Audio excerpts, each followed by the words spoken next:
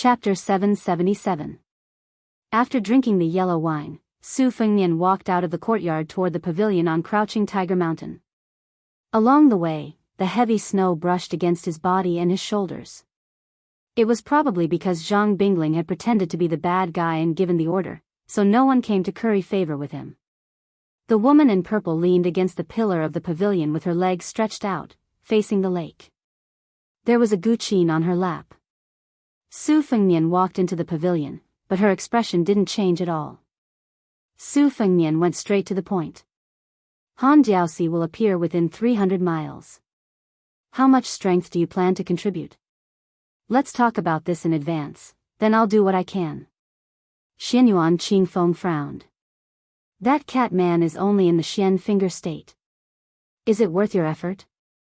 Su Fengnian sat down and said calmly, first of all, Han Jiaoxi is recognized as the second person in the Xian finger state after Dong Tai. His arm is wrapped in red threads, and he can break a long life with a flick of his finger. Second of all, I'm afraid that he will come to the celestial phenomenon state for no reason. Then it won't be as simple as the Xian finger state killing the celestial phenomenon state. After Prince Zhao Kai's death, Han Xingxian, who has no hope of supporting the Dragon Emperor, will have nothing left to live for. He hates me to the bone. If he could kill me 10 times, he wouldn't just stop at 9. Suing is in the celestial phenomenon state, so it's not suitable for her to make a move. Now I'm worried that Han Xingxian will be unscathed before Wang Xiaoping makes her move. Xianyuan Qingfeng put his hands on the strings of the guqin. Do you know that Han Jiaoxi was besieged in the western regions last time? Su Fengnian nodded. White Fox didn't say a word. I only heard some trivial things from Wu. The three of you led 1,600 elite Biyao light cavalry and encountered Han Jiaoxi 3 times in total. He escaped from your encirclement each time. Once, you killed 400 cavalry for him and took an iron arrow from Wu. White Fox risked her life but still couldn't cut off his arm. She only cut off a mass of red threads. The other 2 times, Wu said that you were seriously injured. One time, if you didn't run into a few old monks of the esoteric Buddhism sect of the western regions and suck your internal energy dry, your heartstrings would have been completely broken by the cat man. Wu nodded. The White Fox's face is life. If this guy didn't care about his life, the Biyang's cavalry would have been intercepted by Han Jiaoxi's favor. Wu and I, we couldn't withstand the old man and I and the old man's favor. Wu and I and me's Kuden and me and myself, how the old Wu and me, S, and I and me, the Wu's Wu and me's B, Wu and I. Before I left Mount Huishan, I was so conceited. I only thought that I could easily occupy a spot among the top 10 in the world and that I could easily squeeze out Deng Mao. But after I faced Han Jiaoxi, who was only ranked 10th, I realized how ignorant I was. After I was lucky enough to return to Biyao alive, I told myself that I shouldn't foolishly find trouble with Han Jiaoxi before I become a terrestrial immortal. Su Fengnian said softly, I know. Xianyuan Qingfeng still didn't turn his head. He asked softly, are you very disappointed? Su Fengnian held the back of his head with both hands. No. Xianyuan Qingfeng smiled and asked, just now, you went through a lot of trouble on the lake and fought with a bunch of qi cultivators. Are you worried that you'll be forgotten by the martial world just like Li Chungang if you die? Su Fengnian smiled. You know me best. Xianyuan Qingfeng glanced at the cold saber on Su Fengnian's waist and asked curiously, how are you going to deal with that human cat who can tear the red armor of the talisman general at his peak with his bare hands? Su Fengnian either didn't have confidence or didn't confide in him. He said vaguely, I can only take one step at a time. Xianyuan Qingfeng didn't get to the bottom of it. He watched Su Fengnian stretch out his hand and wave it gently. Snowflakes drifted in the air. After feeling bored to death, he got up and left. Xianyuan Qingfeng leaned back against the pillar. Her head hit the pillar with a soft bang. After some time, she lowered her head and looked down. After hesitating for a moment, she bent down and tied up her skirt.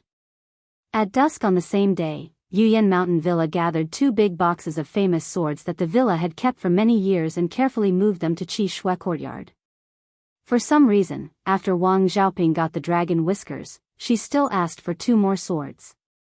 One was a short sword, little bark, and the other was a wide sword, deer head. In Yuyan Mountain Villa, they were considered good swords, but there was still a gap between them and the famous swords. Su Fengnian didn't care about this. Before Hong Shixiang went down the mountain, sword maniac Wang Xiaoping was the undisputed #1 swordsman in Wudang sect. Her killing and demon vanquishing skills even surpassed his 2 senior brothers, Wang Zhongluo and Yu Xingrui. The purity of her sword intent was also one of the best in the world. Wang Xiaoping took 3 swords. Su Fengnian could roughly guess some clues. With 3 swords in hand, against Han Diaoxi, it would be a matter of 3 swords. It was success or death. Chapter 778. At dinner time, Su Fengnian went to the meeting alone. In Yuyan Villa, apart from Zhang Bingling, Zhang Chunlin, and the wife, there were also 2 good friends that Zhang Bingling had known for half of his life. One was called Chao Yu, who used a pair of dragon tendon whips. After entering the 2nd grade master realm at the age of 40, he had been stagnant for 10 whole years. Not only did he not show any signs of entering the 1st grade, he even showed signs of going against the current. In these years, he had been traveling all over the place, looking for experts to spar with, but he still didn't make any progress. The other was a famous swordsman, his name was Duan Mao.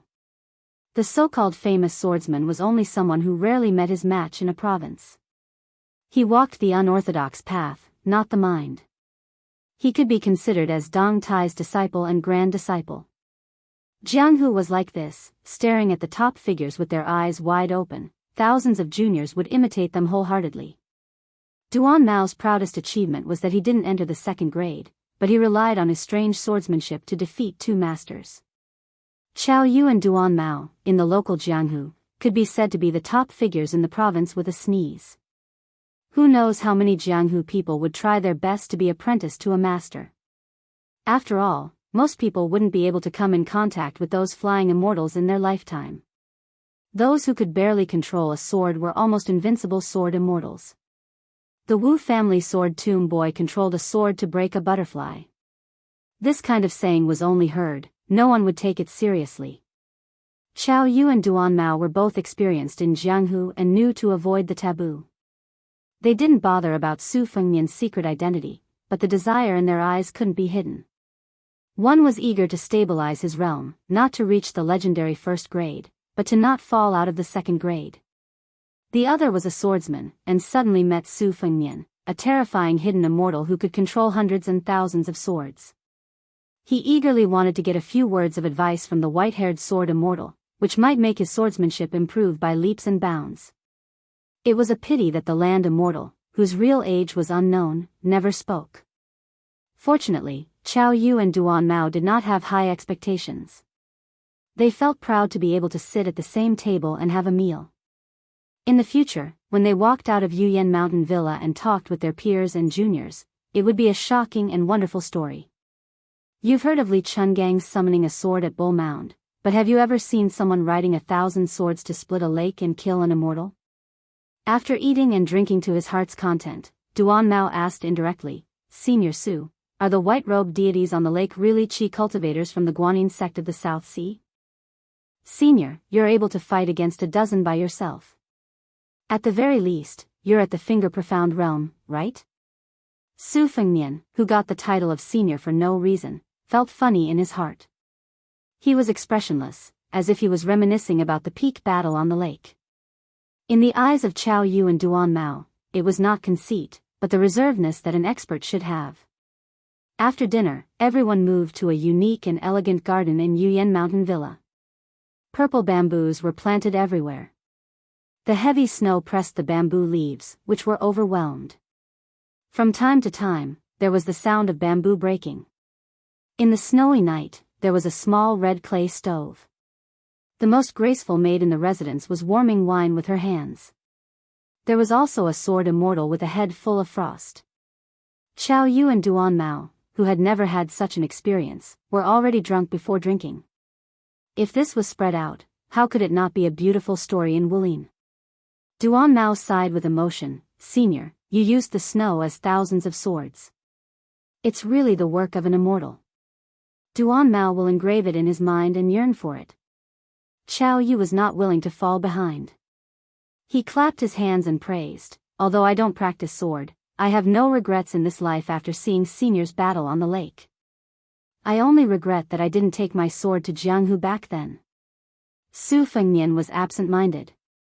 It was as if he had returned to the time when he was a hedonistic prince and was flattered by the disciples around him. He was lost in thought. At this moment, a dazzling purple robe with an extremely bright color walked into his line of sight. Her purple dress complemented the purple bamboo forest under the lantern's light. The corners of her dress were pulled up into a knot, making her figure even more graceful. She did not sit down. Instead, she said a superfluous sentence to Su Fengnian, I still won't fight. Su Fengnian said in surprise, I know. Xianyuan Qingfeng silently turned around. Zhang Chunlin's eyes were fixed. His mind was swaying. It was not inferior to the time when they watched the battle on the lake. How could there be such a seductive woman in the world? Su Fengnian's body leaned slightly, his elbow resting on the edge of the couch. The corner of his mouth curled up. This woman actually had a guilty conscience? Zhang Chunlin asked carefully, Benefactor, who is this lady? Su Fengnian smiled. We just met by chance. Qiao Yu and Duan Mao swallowed at the same time. Their expressions were somewhat unnatural. This was because they both remembered a rising woman in the Jianghu. She was also dressed in purple all year round and came from Mount Hui's Great Snow Plateau. Outsiders only knew that an unexpected disaster had occurred at Bull Hill. A purple lightning bolt as thick as a mountain had struck down. Almost all of the top experts in the Xianyuan family who could shoulder the burden had died. They had thought that after the men of the Xianyuan family were all dead, the family would decline. Unexpectedly, Xianyuan Qingfeng appeared out of nowhere. Rumors spread everywhere. Everyone said that she was a demoness who liked to cook hearts and livers. Moreover, she was good at harvesting yang to nourish her yin. She was extremely vicious. Everyone had the right to kill such a vicious woman who harmed the martial arts world. Most importantly, she was inextricably linked to the heir of Biyao. Ordinary righteous people would not dare to act rashly. Su Fengnian suddenly closed his eyes and wiped his forehead with a finger. He lowered his head and pretended to drink, but he gritted his teeth. The porcelain cup did not move at all. The wine in the cup swirled like a tornado. Chapter 779. Su Fengnian held the cup in one hand and covered it with the other. There was a mark between his eyebrows that turned from red to purple, accompanying him as he drank. Everyone only thought that this loose immortal, who was not well known in Jianghu, was lost in thought. They only cared about themselves as they drank, not daring to disturb him.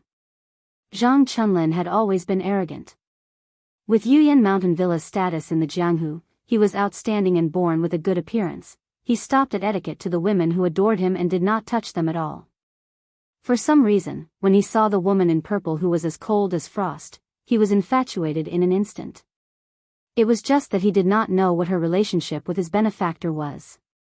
Heaven and man were in a dilemma. Between his eyebrows, there was only hesitation and desolation. He drank alone sadly. No one knew a son better than his mother. The woman who betrayed the South Sea Island sighed softly.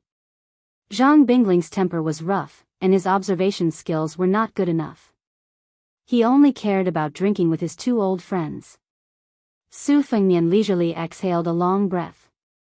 Qiao Yu and Duan Mao stopped drinking and turned their heads with a look of disbelief. They saw the wisp of mist floating like a white snake in the air, as if twisting its head and tail. Wherever it passed, it crushed the snow into powder. Su Fengnian put down his cup and suddenly stood up. He said goodbye and went straight to the small courtyard of Qi Shui. He passed the courtyard door but did not enter. His footsteps floated and he almost staggered forward. He hesitated for a moment and swept through the air. His body was like an arrow that fell straight into the lake and sank to the bottom of the lake. The people of Purple Bamboo Forest did not know the truth. They looked at each other and saw the doubt and shock in each other's eyes. Was this the rumored Jianghu sword breath that was like a dragon? It was the first time Wang Xiaoping held a sword since he came up the mountain. He showed outstanding talent among the many martial brothers of Wudong. He had always been regarded as an excellent sword embryo born for the sword. He himself had always insisted that one day in the future he would die for the sword. Carrying the 3 swords of Yuyan Mountain Villa's feng shui, Little Bark, and Deer Head, this sword maniac slowly came to the lakeside, guarding the lake for the young man at the bottom of the lake. When Su Fengnian went to Wudong, Wang Xiaoping did not think much of it. A hedonistic son of rich parents with a notorious record, running to the mountain to practice the blade, what kind of future could he achieve? De Shixiang did not hesitate to use his entire cultivation base of the Great Yellow Court in exchange for the 4 words Wudong Dang Xing, which made Wang Xiaoping even more furious. In a fit of pique, she simply went down the mountain to sharpen her sword heart, seeking to avoid what the eye does not see, the heart does not grieve. To this day, putting aside the identity of Jianghu and the foreshadowing of Wudong Mountain, Wang Xiaoping did not have a good impression of Su Fengnian. But in terms of pure martial arts experience, she did admire him a little. Ancestor Lu once said that when we cultivate the Tao, we shouldn't cultivate to become a watchdog. Wang Xiaoping sat cross-legged until daybreak. 300 miles south of Yuyan Mountain Villa was Jiangnan. A sudden and continuous heavy snow covered everything in silver. Everything was free to wear a fox fur coat. In the cold and snowy night, a black-clothed old man stepped on the white snow, his hands hidden in his sleeves. The place he walked was not in front of a village nor behind a shop. The nearest village to rest was 30 miles away. Ordinary old people would freeze to death in the snow. But looking at the old man's manner of walking, he seemed to have some martial arts training. Although he did not have too much domineering arrogance, presumably he would not freeze to death on the road.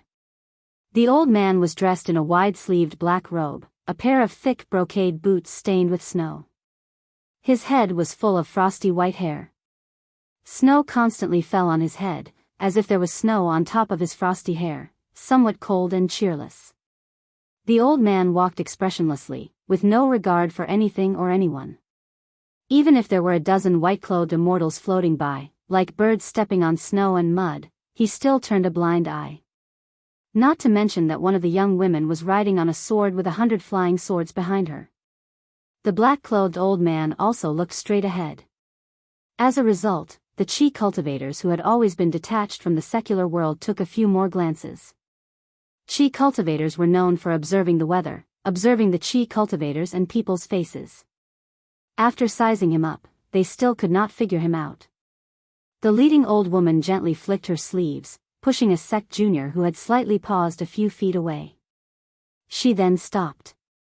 In the heavy snow, there was no road to talk about. But this old woman who did not attack Su Fengnian outside Yuyan Mountain Villa actually had the humble attitude of a junior meeting a senior. The qi cultivators were divided into 2 groups. One group had already swept past the black-clothed old man in a straight line, while the other group behind the old woman was motionless. Not to mention the barefoot woman who was riding on the sword, her eyes were rolling with a puzzled expression. Even the direct disciple of the Guanyin sect who had comprehended the finger sword was somewhat surprised. Not to mention the rest of the qi cultivators who had come out for experience this time, they all looked at the old man who had brushed past them from afar. The black-clothed old man suddenly stopped in his tracks and did not turn his head. But everyone noticed that the tall black-clothed old man had separated a strand of qi ji, locking onto the dripping Guanyin of the sect. The old woman's expression was normal, but her feet were deep in the snow. In an instant, the black-clothed old man who had descended like an old devil retracted his qi ji and looked up to the north. In the blink of an eye, he continued to move forward. As the powerful elder of the Guanyin sect, the old woman heaved a sigh of relief. The group of qi cultivators in front drifted back and surrounded the old woman. They were somewhat moved and frightened. The old woman waited until the black-clothed man disappeared from her sight before revealing the secret, "It's Han Diaosi." The barefoot woman who was the youngest but had the highest seniority laughed and said, "A human cat. I heard from my junior sister that because he is good at killing celestial phenomena with his finger, he is Han Wudi who is below the land immortal. Dripping Guanyin, why is he targeting you?" Chapter 780. The corners of the old woman's mouth twitched as she remained silent. It was the Qi refinement warrior who looked like a beautiful lady from an aristocratic family who explained, "Grand Marshal Uncle, you don't know this. The reason why this fiend was demoted to a human cat is that he has a notorious reputation throughout the spring and autumn period. He has always been side by side with the top three, Huang Longshi, and the Prince of Northern Liang, Su Shao, as the three great devils of the world. Besides the fact that Han Xingxian is the most powerful official in the Liang dynasty and the close attendant of the Zhao family's emperor, he has always liked to torture and kill first-tier experts. Among the four great grandmasters of the martial arts world of the previous generation, the talisman general Hong Jia, who made all the Qi refinement warriors in the world helpless, was stripped of his talisman armor by Han Xingxuan's bare hands. He tore his body apart and hung his head on the flagpole. Even the red armor talisman generals are like this, let alone those first-grade Vajra realm Jianghu experts. The Northern Mang's martial arts evaluation is more or less a tie. If it wasn't for this great eunuch secretly killing countless Vajra realm Jianghu experts in the past 20 to 30 years, and a few of them being made into cruel talisman armors, causing the entire Jianghu to suffer a great loss of vitality, the Liang dynasty would definitely have more than 5 people on the martial arts ranking list. The beautiful woman looked at the old woman carefully. Senior Uncle Master comprehended the 3 Zhong Shintong from Celestial Realm. Maybe Han Diaoxi saw through it. But I don't know why he didn't do anything in the end. The young woman said, "Oh." She kicked the snow gently. Her eyes were bright and she was eager to try. The male Qi trainer who made a fool of himself by sitting on the lake snorted, "No matter how invincible Cat Man is, he is not really invincible in the world. Otherwise, Chao Guanzi wouldn't have entered the palace so many times. How would he dare to challenge our Guanyin sect alone? He was a typical frog in the well." There was no shortage of such people in the big sections. The mouth of the well was just a little bigger, but they thought it was as big as the world. However, although Guanyin sect was isolated in the South Sea, it really had the foundation to be arrogant and look down on the Jianghu. However, this Qi refinement warrior's arrogance was somewhat inappropriate in the face of the Handiao Temple, which was one of the few top-notch experts. The old woman didn't help the younger generation to look down on the Jianghu on the land. She shook her head and said bluntly, "If Han Xingxian really wants to kill someone, only the master of our sect can fight him after he comes out of seclusion. And the chance of winning is very small." As soon as she said this, there was a sudden silence. The old man in black walked all the way until dawn. He came to the outside of Jiangnan's Shenwu city. The city gate was not open. He waited quietly outside, mingling with some people who came from outside the city. At night, there was a foot of snow inside and outside the city. An old villager in thin clothes drove a cart of charcoal across the ice path at dawn. In order to sell it for a good price, he and the cart had obviously come early. There was still a period of time before the curfew was lifted. The old man selling charcoal knew that the winter snow was very cold. He got off the cart and fiercely stomped his feet, shivering. He couldn't bear to use his shoes to sweep the snow away. He bent down and used his hand to sweep a small space beside the cart. Only then did he pick up his young grandson who was wearing a tattered cotton felt hat and let him stand in the circle without snow. The old man and the young depended on each other. Neither of them felt at ease leaving the other. They could only grit their teeth and bear the bone-piercing cold in the snow. The child's skin was dark and his body was skinny. He leaned against the cart to block the cold air. He didn't forget to stand on his tiptoes and hold one of his grandfather's hands, trying to help warm it up. The scholars in the city who wore fur coats and brocade could take advantage of the snowy weather to write poems around the stove. The burning charcoal was as warm as spring.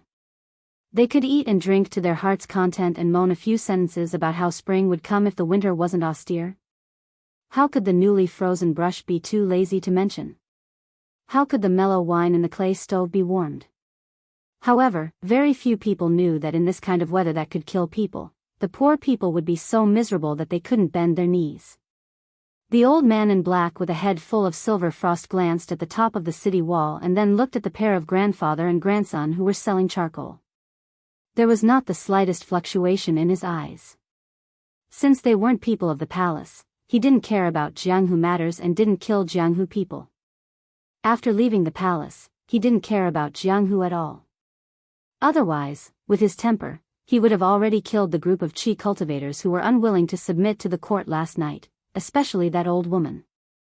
To him, he was no longer the powerful Han Diaoxi in the palace. He was just the eunuch Han Xingxian who had abandoned his own son. Before that pitiful woman died, she entrusted Zhao Kai to him and not to the son of the Zhao family. The kindness of a meal was enough for Han Xingxian, who could distinguish between kindness and hatred in his life, to repay it with his life. Han Xingxuan's eyes turned cold. The city gates slowly opened. A woman in white walked in slowly. She walked to the back of the cart and quietly pushed it. The old man who was selling charcoal noticed that something was wrong. He sighed and pulled the old bull to stop the charcoal cart. The young child with frostbite on his fingers jumped down from the cart. He looked at the fairy sister behind the cart with a confused expression. The woman stood still and asked with a smile, "Why did the cart stop?" The child didn't dare to speak. The sister in front of him was really too beautiful. The grand-uncle of Guanyin sect bent down and touched his head. He smiled and said gently, "I'm selling charcoal, girl. What about you?" The child hid his hands behind his back and answered timidly, "Beside the water." He quickly added with a red face, "My mother gave birth to me beside the water." The woman laughed and said, "Then you can call me sister selling charcoal." The child didn't have such courage. He mumbled and didn't dare to answer. He ran back to the front and hid beside his grandfather. The barefooted woman leaped onto a rag laid on top of a cart of charcoal. She sat down quietly, and the old ox moved even more briskly. Han Xingxian, who was surging with murderous intent, retracted his hand and didn't enter the city. He waited quietly for Su Fengnian. Chapter 781. Not included in the update on the 28th. The heavy snow in Jiangnan finally subsided. The two carriages slowly traveled on the road. Along the way, many willows on the side of the road could not bear the heavy weight and were crushed by the snow. After entering Jiangnan, even Wu, a young man with a lively personality, gradually became indifferent. According to the geographical map, the city ahead was already more than 800 li away from the capital. Everyone knew what this meant. At dusk, the carriages that had not encountered a resting place since the early morning stopped at a rather brand new large temple. Despite the frigid weather, there was still an endless stream of pilgrims. The people in the carriage wanted to ask for a vegetarian meal to fill their stomachs. After getting off the carriage and seeing the plaque, a middle-aged Taoist with 3 long swords on his back suddenly smiled knowingly.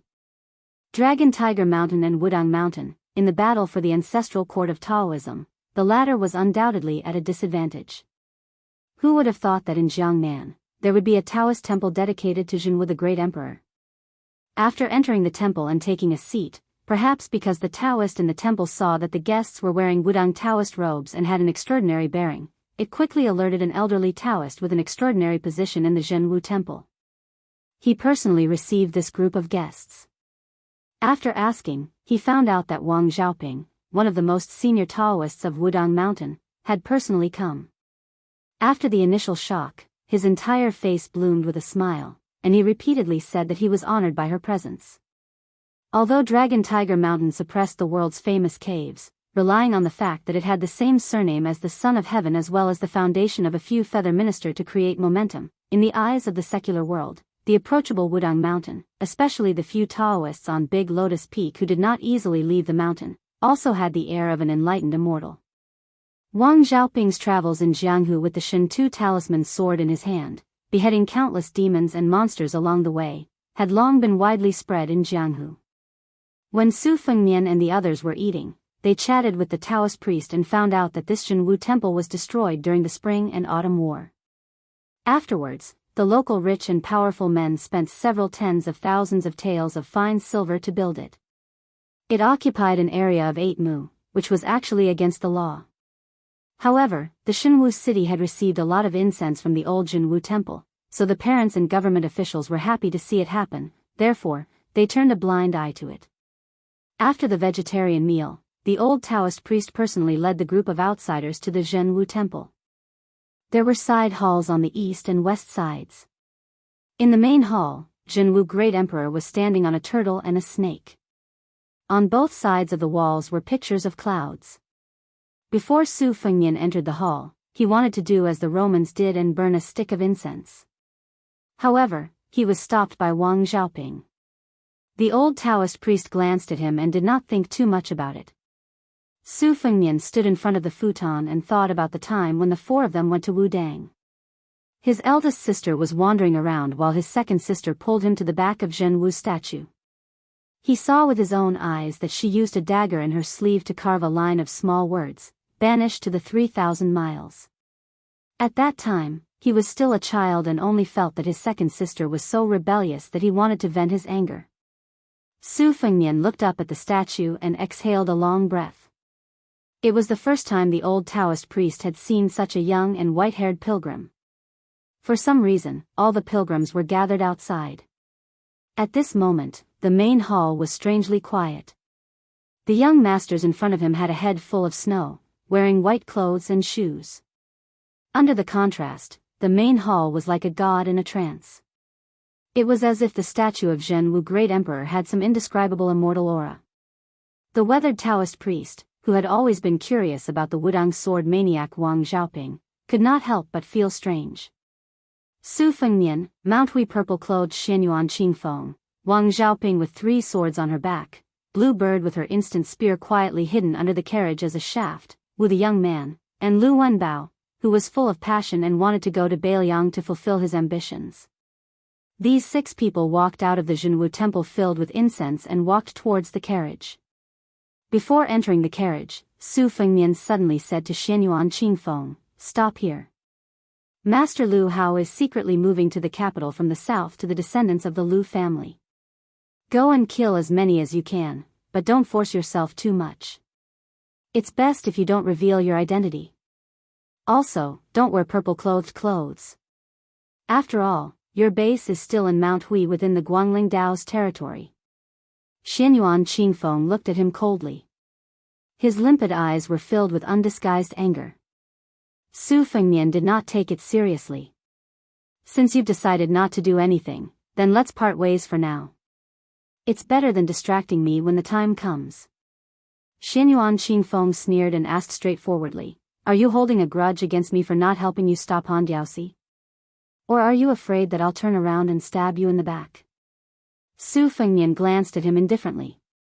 "Both." Xianyuan Qingfeng glared at Su Fengnian and said, "Good," 3 times in a row before leaving. Su Fengnian looked at Blue Bird and asked gently, "Is everything arranged?" She nodded slightly. Su Fengnian lowered his head and bent his waist before entering the carriage and sitting cross-legged against the wall. Lu Qiu had followed him like a shadow on both occasions. Naturally, this damn fatty was not following him around to eat his dust or watch His Royal Highness make a fool of himself. The old troops of Biyao were scattered all over the place. The Battle of Iron Gate was enough to show poison warrior Li Yishan's generosity. Moreover, there were more similar arrangements that were not limited to one place or one time. Most of these brave old generals and soldiers had indeed left the army for various reasons. However, many of the elites had chosen to lay low and hide in the court and the marketplace. Biyao had now completely torn off its last layer of face with the emperor. Since Su Fengnian was certain to become the next king of Biyao, it was time for these chess pieces to be pulled out and move closer to the barren land of Biyao. All of this was carried out in an orderly manner according to one of Li Yishan's tricks. However, there was one hidden force that had gathered to specifically target Han Diaoxi. One group of light cavalry had 600 men. The other group of heavy cavalry had 300 men. One mountain of bandits had 200 desperados. They had the smallest number, but their fighting power was the strongest. This was because the Biyao had recruited and raised nearly 80 men from Jianghu. Aside from the last group of hidden forces that had tried to kill Han Diaoxi, the first 2 groups had moved out in an emergency, which did not comply with military law. After they had completely surfaced, the local authorities were caught off guard. The provincial and county officials were all dumbfounded and did not dare to act blindly without thinking. They could only pass on military intelligence through the courier at top speed. They were all like ants on a hot pan, afraid that if such a large number of elite soldiers collectively rebelled, it would cause them to lose their official status. In contrast, in the capital, Song Tonglu, the head eunuch of the Internal Officials Directorate, had suddenly become the head of the Ceremony Directorate. The number one eunuch in the world, Han Diaoxi, had died of old age in the palace for no reason. To the local officials, this was a shocking news that was far away on the horizon. After the huge ripples had died down layer by layer, it did not affect the local government at all. For the first time, Wang Xiaoping sat in Su Fengnian's carriage. She asked, "Are you really going to use hundreds or even thousands of lives to fill that bottomless hole?" Su Fengnian calmly said, "There's no other way. As long as Han Diaoxi is alive, I won't be at peace. Since he dares to openly intercept me, of course I have to do my best to teach him a lesson." Wang Xiaoping said no more. Her expression was not very good. Su Fengnian placed the Biyao knife that had accompanied Su Xiao his entire life on the battlefield on his knee. He said quietly, "Since I've already come this far, there's no turning back. I won't say nonsense like merciful people don't command troops, but I really don't have the energy to tangle with people outside of Biyao. I might as well do it cleanly, just like the scene outside the curtain. It's a vast expanse of whiteness. Those who want to die, go die. Those who don't deserve to die, try to survive." Su Fengnian muttered to himself. Su Xiao said that unless it was absolutely necessary, Beiliang's 300,000 iron cavalry would not step on the Central Plains. Otherwise, in the past 20 years, if Beiliang had attached itself to Beimang and raised its troops together to the south, their lives would certainly be better than now. But in the end, a person still has to have a bottom line. In Su Zhao's words, even if a family has grievances, it's best if they come to an agreement behind closed doors. Even if they can't come to an agreement, they'll just set up their own house. At most, they'll build a small courtyard, and the family will never interact with each other again. It doesn't matter if there are thieves or bandits outside the door. As long as Su Xiao is standing at the door, there's no reason for them to open the door to thieves. Su Fengnian chuckled to himself. In the beginning, I was afraid of death partly because Su Xiao had already been cursed so much. If he betrayed the Central Plains because of an unfilial son like me who couldn't be helped, and was cursed as a slave of 2 surnames in his old age, then when I died, I wouldn't have the face to see my mother. Wang Xiaoping remained silent. They were getting closer and closer to the Shenwu city. The galloping of the 600 horses sounded like thunder. Su Fengnian left the carriage. The rider opposite him dismounted and knelt down to welcome him. Soon after, the 300 riders and 200 men arrived at almost the same time. Su Fengnian rode alone on a riderless warhorse, leading the way. In the wind and snow, a black-clothed man could be vaguely seen, guarding the pass by himself. What happened next was horrifying. It was only at this moment that Wang Xiaoping was truly willing to deliver the 3 swords. The world's number 10, Han Diaoxi, stood in the way. When they saw the white horse in the lead, they began to charge at each other. Su Fengnian and his horse did not slow down at all. They sped up and galloped wildly. Chapter 782. After the barefoot woman who claimed to be selling charcoal entered the city on the ox cart, she helped the grandfather and grandson sell the charcoal and then walked towards the city gate. Based on a woman's intuition, she firmly believed that the human cat was waiting for the white-haired man in the Yuyan Mountain villa to defeat her sect. She did not go straight out of the city. Instead, she climbed to the top of the city wall and sat on the city wall, swinging her legs. If a chi cultivator wanted to ascend, there was a shortcut that would not change for thousands of years. That was to slay an evil dragon and swallow the ink bead into the stomach. After nourishing it for 60 years, according to historical records, it would grow horns on the top of its head and become half dragon and half human. In the future, it would be able to pass through the gate of heaven and enter the dragon palace of Jianghu. She felt that her opportunity had come. The 600 light cavalry General Lu Song had a clean background. Over the years, his resume was submitted to the capital's Ministry of War by the prefectures and counties. There was nothing out of the ordinary about his resume. He was in the prime of his life when West Chu witnessed the Great Peace City incident. Not long ago, he received a secret order from the Ministry of War that promoted him by one rank. He was going to personally lead more than 1,000 cavalry troops and participate in the hidden encirclement formed by a few rebellions in the old areas of West Chu. Lu Song was born handsome and elegant. His only flaw was that he was addicted to taking medicinal bait hanshi powder. Every time it was cold, he would walk barefoot in wooden clogs, wearing a long belt and wide sleeves, walking like the wind. The 300 heavy cavalry General Wang Lin was the complete opposite of the scholarly General Lu Song. His style was domineering. He was born in a village that only took root at the end of the spring and autumn period. The 300 elite cavalry soldiers were the soldiers of the Wang family who did not want to be controlled by the emperor. They did not fight among themselves and bullied their own family members. They only wanted to harm the neighboring counties. A few years ago, it was very troublesome for the prefectural governor. Wang Lin's father was a veteran who had survived hundreds of battles during the spring and autumn period. After he and a few of his brothers took off their armor, most of them had left in the past 20 years. However, they still left behind a family property that couldn't be underestimated. Unfortunately, Wang Lin was a prodigal son who had a strong sense of brotherhood. He would gather people to talk about war on paper when he had nothing to do.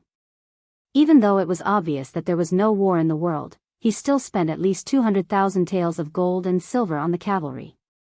He bought horses, bought weapons and military equipment, opened a martial arts arena, and so on. He was a big mouth that could eat money. Fortunately, after the 300 cavalry were formed, they didn't cause any trouble for the province. The Wang family's 300 cavalry would go to the quiet plains to train their soldiers. If they took off their armor, they would be dragged deep into the mountains and would only come out of the mountains after a month. The officials only thought that when the Wang family's property couldn't be sustained and the family's fortunes declined, Wang Lin, this newborn calf, would stop. They didn't expect that the 300 cavalry would gallop for several hundred li and head straight for Jianghu city. Privately, they guessed that some young master in Jianghu city got jealous and angered this love-struck madman who often got angry because of his lover. Wang Lin led 300 elite cavalrymen with official status to clear the way. Behind him, more than 200 valiant and strong men also rode on their horses with their swords wrapped in cloth. Wang Lin had an old friendship with these bandits who had set up camp on Mount Jin. Every time they entered the mountain to train the soldiers, both sides would usually have a big fight in the dense forest without weapons, attacking and defending each other. Each fight would last for half a day or a month, and they were allowed to injure each other but were not allowed to kill each other until one side was symbolically annihilated. Originally, Wang Lin used the iron law of military law to govern his troops, so his combat power was considerable. Naturally, he won more than he lost. However, this year, dozens of unfamiliar faces had come to Mount Jin in batches, and they were not easy to get close to. Occasionally, they would get into a fight because they were itching to fight. Even if there were only 20 of them, they would always make the Wang family's disciples suffer. Especially that woman with the surname Ren, her attacks were ruthless. Over time, one side was willing to fight while the other was willing to fight. Thus, it could be said that they had a good friendship. After all, the two groups of people were basically of the same breath and branch, and could be connected for thousands of miles. Northern Liang. Chapter 783.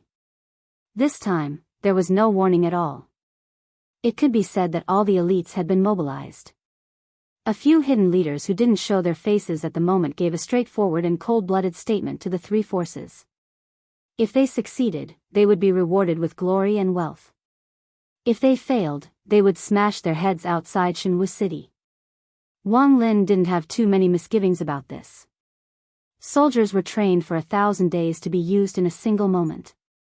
The father and son of the Wang family were able to achieve what they had today because of his father's painstaking efforts.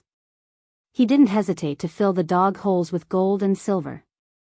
In fact, Wang Lin knew the truth better than anyone else. For example, the steward of the Wang family was the one who truly hid his strength. Wang Lin's martial arts skills all came from that seemingly scholarly teacher. In this world, heirlooms passed down from generation to generation could be sold. Talents and knowledge could be sold. Women's bodies could be sold. Relationships could be sold. Only idiots would be willing to sell their lives. Wang Lin cherished his life and was even more afraid of death.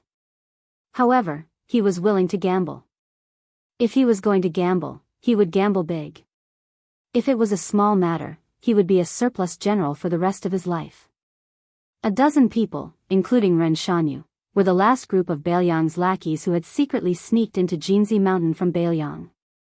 Although she was as seductive as a famous prostitute who sold her body and smile in the prefectural city, her every move was charming and seductive. However, Ren Shanyu wasn't tall. Even though she was almost 30 years old and looked like a young girl who hadn't fully grown up yet, she was petite and delicate. She carried a pair of Xianhua axes and chopped people up like she was chopping pork.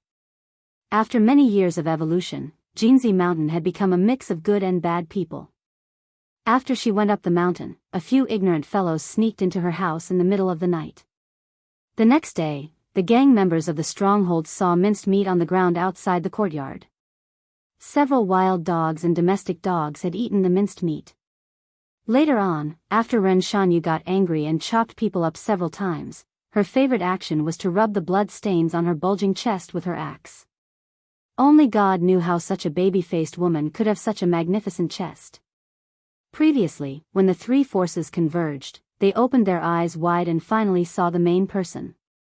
Whether it was Lu Song, Wang Lin, or Ren Shanyu, these desperados, they were all surprised. Was the next leader of Bailiang? This made Wang Lin a little puzzled. What kind of mortal enemy could make the heir of Bailiang go to such great lengths to save his life? Ren Shanyu's beautiful eyes wandered. In the past, it was always lecherous men who stared at her without blinking. Today, it was her turn. Ren Shanyu was only a second-rate figure among the Jianghu people in Bailiang. Compared with second-level supreme power masters like Big Sword Lu Qiantang and Witch Shu Xiu of Nanjiang, there was still a gap between them. She could only lick the blood from blades in secret places. How could she have the chance to see the young man who was once famous in Bailiang and was now famous in the world? Along the way, she stared at the heir in white who was riding side by side with Lu Song. During the ceremony in the capital, there were two magnificent feats. One was tearing apart the imperial road with one saber strike and the other was beating up Gu Jintang's adopted son like a dog outside the main hall. Ren Shanyu was skeptical about this. Finally, they approached the holy martial arts city. Lu Song, Wang Lin, and Ren Shanyu, who were elites in the front line, all knew in an instant that even if there was only one person on the opposite side, it would be a life-and-death battle for all of them. The black-clothed old man had a kind of momentum. He had the strength to uproot mountains and rivers and destroy cities. Outside the holy martial arts city, there was a solemn atmosphere. The ground was wide and flat, which could allow hundreds of riders to charge in an orderly manner. Lu Song and Wang Lin, who were good at riding, looked at each other and saw the relief in each other's eyes. But when they realized that His Royal Highness was leading the charge, they were a little panicked. If this guy died, their lives would be completely over. Logically speaking, Lu Song and Wang Lin, who were good at leading troops, should have taken the chance to charge forward. But for some reason, when they saw the black-clothed old man and the white-clothed white horse start to fight in a straight line, they forgot to give orders. Not only were they and the 800 riders behind them slightly dazed, Ren Shanyu and the 200 bandits were also stunned. Especially the number 1 bandit of the Gold Word Mountain, who had the appearance of a young girl but was naturally charming. Her eyelids couldn't help but twitch. Killing intent rose outside the city. Inside the city, there was an inconspicuous scholar in blue robes. His figure was slender. Maybe it was because of his handsome face, but he gave people the feeling of being gentle and weak. His fingers lightly twirled a piece of willow. A piece of willow in Beimang. When a piece of sword energy stabbed into the heart, it was rumored that as long as it was not an immortal of the land, even a first-rank expert would die obediently. He had a slight smile on his face and a lazy expression. In Great Peace City, he had not been able to kill the target inside the horse's weave, causing waves in Liyang and Bailiang. It was fine. It was not bad to fish in troubled waters outside Jianghu City. In the north of the city, a young girl carried a withered yellow sunflower that had lost its petals. She walked along the perimeter of the city walls and skipped towards the east of the city. Occasionally, there would be people who woke up early and saw this young girl. They all felt pity. She looked quite normal, but there seemed to be something wrong with her head. In the east of the city, Su Fengnian urged his horse to gallop. Maybe it was because he was impatient and in a hurry to fight, he was not satisfied with the speed of the warhorse. The warhorse knelt down with a plop and leapt forward. Su Fengnian's figure swayed as he rushed forward in his white robes. In an instant, they were only 10 steps apart. Su Fengnian's palm flipped outwards and twisted inwards. His steps were light and had an indescribable elegance. He raised his elbow and coincidentally flicked away the arm of his mortal enemy, Han Diaoxi. His hands suddenly wrapped around the human cat's left arm. With a swing, Su Fengnian, who had reached the peak of celestial phenomenon through unorthodox means, threw this great demon of spring and autumn towards the top of the city wall. It was done in one go. They could vaguely see the black robes smashing towards the city wall like a catapult. His feet tapped on the wall and he bounced back at an even faster speed. What was fast in the blink of an eye was slow for the two of them. Han Diaoxi's palm pushed against Su Fengnian's forehead. The black robes pushed the white robes back more than 20 zhang. At this time, everyone realized that the city wall was shaking. Snow had fallen to the bottom of the wall. Su Fengnian didn't just have a cold blade at his waist, he also had spring and autumn on his back. Han Diaoxi waited for Su Fengnian to stand still before he slowly rolled up his sleeves, revealing his arm full of red silk. What a good fight between the white robes and the black robes. What a good fight between white hair and white hair. Chapter 784. Han Diao Temple rolled up his sleeves under the watchful eyes of the crowd. Strands of thin red rope floated in the air like small red snakes. They were densely packed together like mayflies, making one feel intimidated just by looking at them. Giving life to a dead object had always been the symbol of a celestial state master. For example, Chen Zhibao was able to turn the plum wine from green to purple. Other than the fact that the plum wine was not ordinary, it was also closely related to his sudden appearance as a Confucian saint. Most of the past sword masters were also able to make a common sword communicate with the spirit, just like how a senior monk said that a stubborn stone nodded. Han Diaoxi did not rush to strike while the iron was hot. He put 2 fingers together and wiped the red cloud on his arm. The more relaxed and calm the cat was, the more suffocating the thousands of people opposite him felt. Some sharp-eyed people, especially the lackeys from Bailiang's prison, had already guessed Han Diaoxi's identity. This eunuch had experienced ups and downs in his life and had faced countless enemies. His martial arts achievement had always been regarded as a mystery. At that time, when Han Xingxian was still young, he flayed the red armor with one move. It could be said that he was born out of nowhere. This also opened the curtain of a new generation of Jianghu. After that, the green robe of Fengdu disappeared without reason. The North Spear Fairy Wang Xiu was killed by his disciple Chen Zhibao. Even someone as strong as Li Chungang also ended the Jianghu with the matter of borrowing a sword after the Battle of Guangling River. Han Diaoxi looked at the young man opposite him who acted out of line and twitched the corner of his mouth. At first, he did not think that this person would dare to take the lead. According to common sense, the higher one's position was, the more one cherished fortune and fate. Fortune and fate were like water. If one did not put in the effort to gather the wind and gather the water, not to mention the continuous good fortune of their descendants, they might not even be able to protect themselves.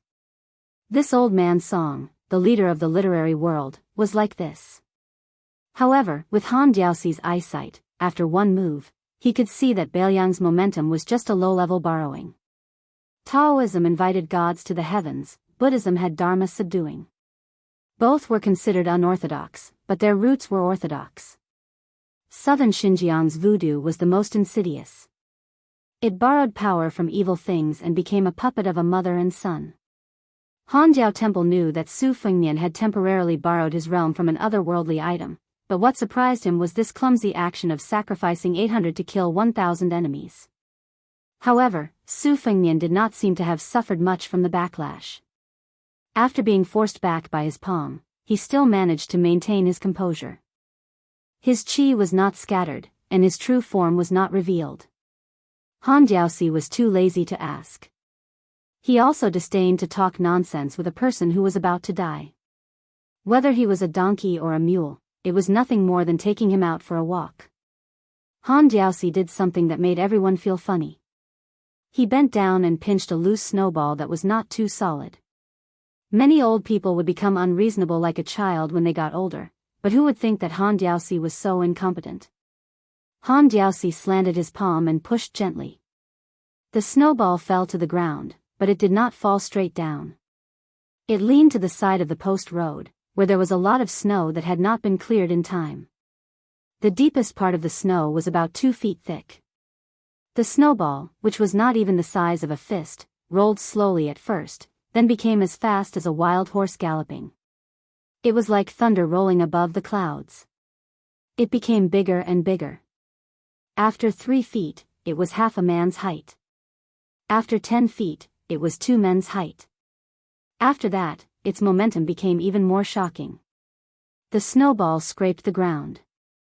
Not only did it stick 2 feet of snow, it even made grooves in the ground that was as hard as ice, causing the surface of the snowball to be covered with a lot of yellow dirt. The snowball drew an arc outside the post road and fiercely rushed toward Su Fengnian, who was about 20 feet away from Han Jiaoxi. Han Jiaoxi stretched out his hands and grabbed 2 balls of snow. He patted them again and 2 snowballs rolled out. It was as if 2 groups of people were having a snowball fight. Han Jiaoxi's side continuously grabbed snowballs and patted them in a half arc. This time, he was alone against 1,000 people. Among the 1,000 people, there was supposed to be Xianyuan Qingfeng of Mount Hui, the successor of Instant Spear, Wang Xiaoping of Wudong, who had 3 swords. Naturally, there was also Su Fengnian and the celestial phenomenon otherworldly item, as well as Lu Song, Wang Lin, and Ren Shanyu, who were Beiliang's lackeys. The snowballs rolled and rolled at different speeds, forming a line with tacit understanding. As a result, the huge snowball that was the first to rush toward Su Fengnian was particularly eye-catching. No one was stupid enough to sit and wait for death. The young general, Wang Lin, who had already decided to stake everything on this one throw, laughed sinisterly and said, "Charge." The 50 cavalrymen stepped out in unison and began to charge at the same time. The horses' hooves went from light to heavy, and the road was immediately covered with snow. The clean white expanse of the road turned into a dark muddy road. Other than Wang Lin and the 50 cavalrymen beside him, the 30-year-old Ren Shanyu, who still had a youthful face, and 20 elite Beiliang spies also rushed out. She tried her best to calm her mind and hold her breath. She only felt that the world was clear and bright. The woman, who had a unique talent for martial arts, only felt that her breathing was as heavy as the sound of the horse's hooves. This made the woman, who was afraid of Han Jiaoxi outside the city, calm down a little. "I, Ren Shanyu, am not worthy of your attention, but I'm not that sticky paper doll that can be broken with a poke. Moreover, I have 1,000 cavalrymen with me." Wang Xiaoping got out of the carriage, one hand behind her back, and quietly grabbed the flintlock of the 3 swords. Yang Wu came to the roof of the carriage. He held a huge horn bow in one hand and 2 heavy iron arrows in the other. The muscles on his arms gradually swelled like hills. 1 arrow a day was the limit of the young men of Sacrifice's physical strength. However, after today's battle, he didn't even think about surviving, so why would he care about breaking one of his arms? The moment the woman in green pulled out the blunt spearhead from the bottom of the carriage, she ran with the spear with no expression on her face. Yang Wu stood at a high place with a wide field of vision. He used the 1,000-pound drop to stand still. The carriage shook and the wheels of the carriage immediately sank, crushing a few ice tracks. This Beimang men of Sacrifice took a deep breath, pulled the big bow, and pointed the arrow at Han Jiaoxi in one breath. But soon the young man's face changed dramatically. The unique traction skill taught by his master never failed. Once the arrow crossed the river and built a bridge, even Shuai Songguan in the rainy alley could block it, but he couldn't avoid it. No one could cut off the guidance of the arrow tip. However, the old man in black let young Wu know that there was always someone better than him. The old man flashed and disappeared in front of Wu's eyes. The traction of qi caused by the archery skill was very particular about the connection between the broken lotus root and the silk thread. As a result, young Wu lost for a while before the battle. His spirit, which had reached the peak, immediately collapsed. This made the rather conceited young man a little confused. After gritting his teeth, the arrow tip began to slightly deviate along with the horn bow. He braced himself to look for Han Jiaoxi's trace. Snowball, which was located in front of the white tide, was like a small mountain, and it was pressing down aggressively. Chapter 785. Su Fengnian frowned as he allowed the snowball to hit him. He didn't understand why the old eunuch would make such a bad decision. Li Chungang had once clearly said that killing one person with thousands of swords was a completely different approach from killing thousands of people. The former could achieve the combination of sword intent and swordsmanship. Therefore, in the battle by the Guangling River, the old eunuch's sword move was only the sword chi rolling dragon wall, which couldn't be considered the most brilliant move in Li Chungang's swordsmanship career. It lasted for a whole hour, facing nearly 10,000 cavalrymen who were eyeing him covetously, without any fancy sword moves. It was a battle that could shock the world and make ghosts and gods weep. Usually, in the eyes of the lucky survivors who were lucky enough to witness it, it couldn't be considered a magnificent scene. It was all about killing with one move, or at least severely injuring with one move. Han Jiaoxi wasn't a fledgling with an empty title. Instead, he was the most experienced person in the world who was best at catching rats. Regardless of the realm, Han Jiaoxi could be said to be the most experienced person in the Liang dynasty in terms of actual combat experience. Su Fengnian had the celestial phenomenon that the red robe otherworldly items spared no effort to give him. His internal strength was unparalleled, even more so than when the Great Yellow Court was 60% damaged. It could be said that in today's battle, Su Fengnian had never been so confident, or even arrogant. Su Fengnian got rid of his doubts and distracting thoughts. He took a step forward and punched the snowball. When the snowball tumbled down violently, the moment Su Fengnian's fist smashed it, more than half of his celestial phenomenon attainment disappeared like a flood. Su Fengnian's arm was suddenly bent.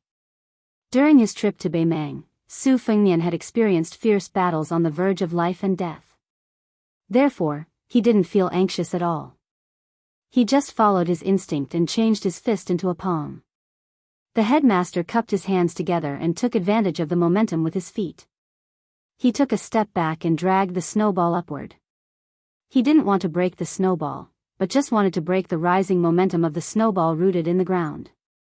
Then, he leaned his body and bumped into the snowball with his shoulder.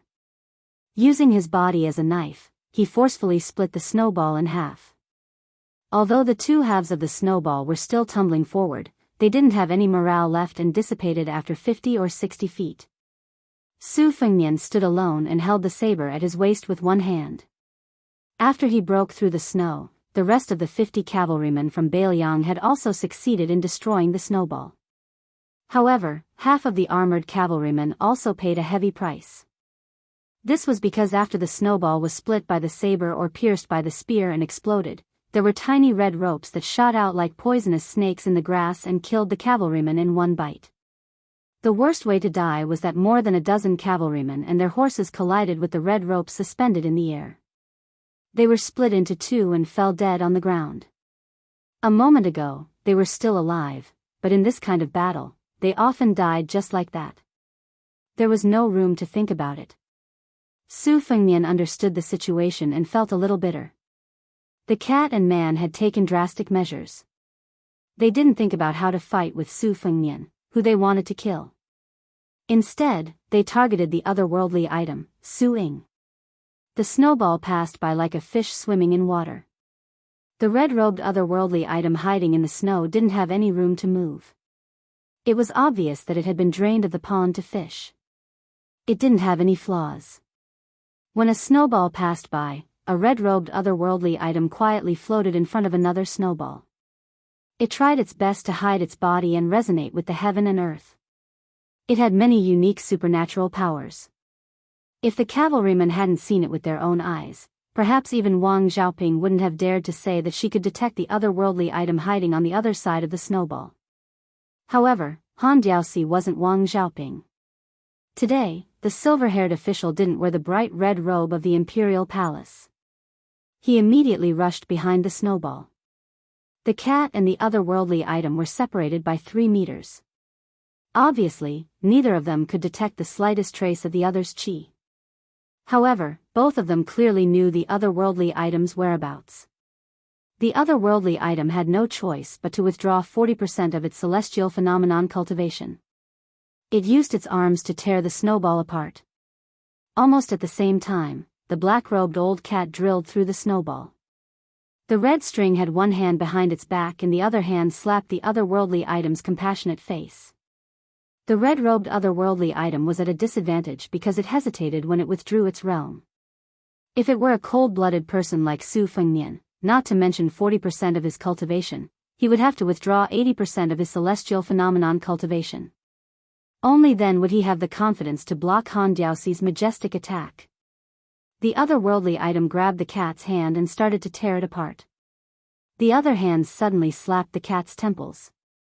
Han Diaoxi sneered. What an idiot who doesn't know the difference between life and death.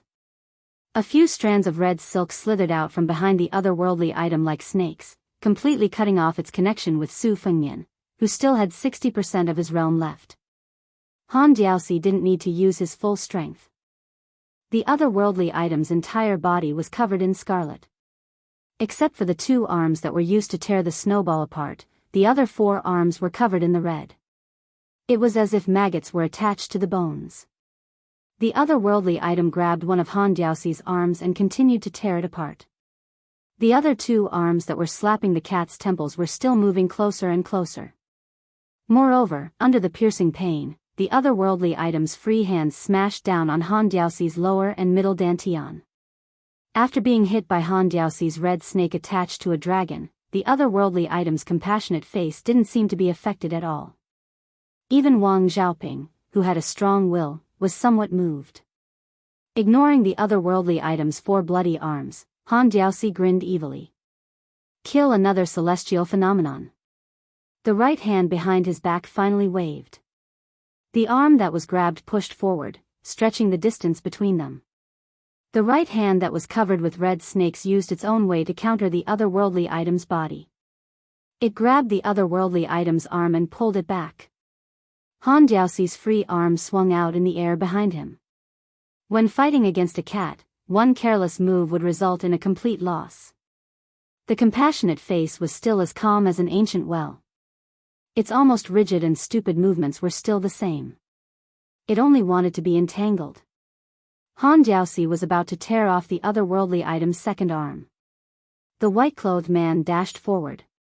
Biyao unsheathed his saber. Armor removal. Han Diaoxi had skinned and removed the armor of one of the 4 grandmasters, the talisman general Hong Jia. Of course, he wouldn't do the same to this young man who was attacking him. He laughed and threw the otherworldly item away. Then, his body moved backward. A bottomless ravine was torn open on the ground.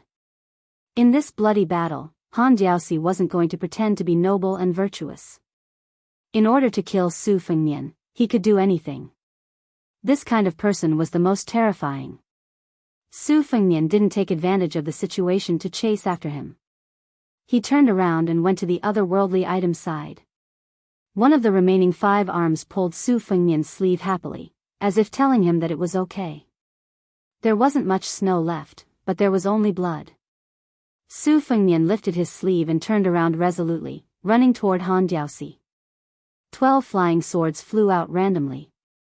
Peak mysterious finger. On the same day, in Martial Emperor City by the East Sea, a one-armed old man didn't look serious. He put a piece of a sword into his mouth and chewed it. He entered the city in an unruly and unrestrained manner, humming softly. Which kid didn't disappoint the broken wooden sword? Which kid didn't disappoint the Biyao Saber? Chapter 786. This battle was fought without any rhyme or reason. Lu Song and Wang Qilan both carried the mark of the Biyao army. Today was no exception. After leading the charge and breaking through the front line tide caused by Han Diaosi, the two valiant generals couldn't help but look at each other in dismay when they saw the white, red, and black entangled together. They could see a hint of awkwardness in each other's eyes and were clearly at a loss of what to do.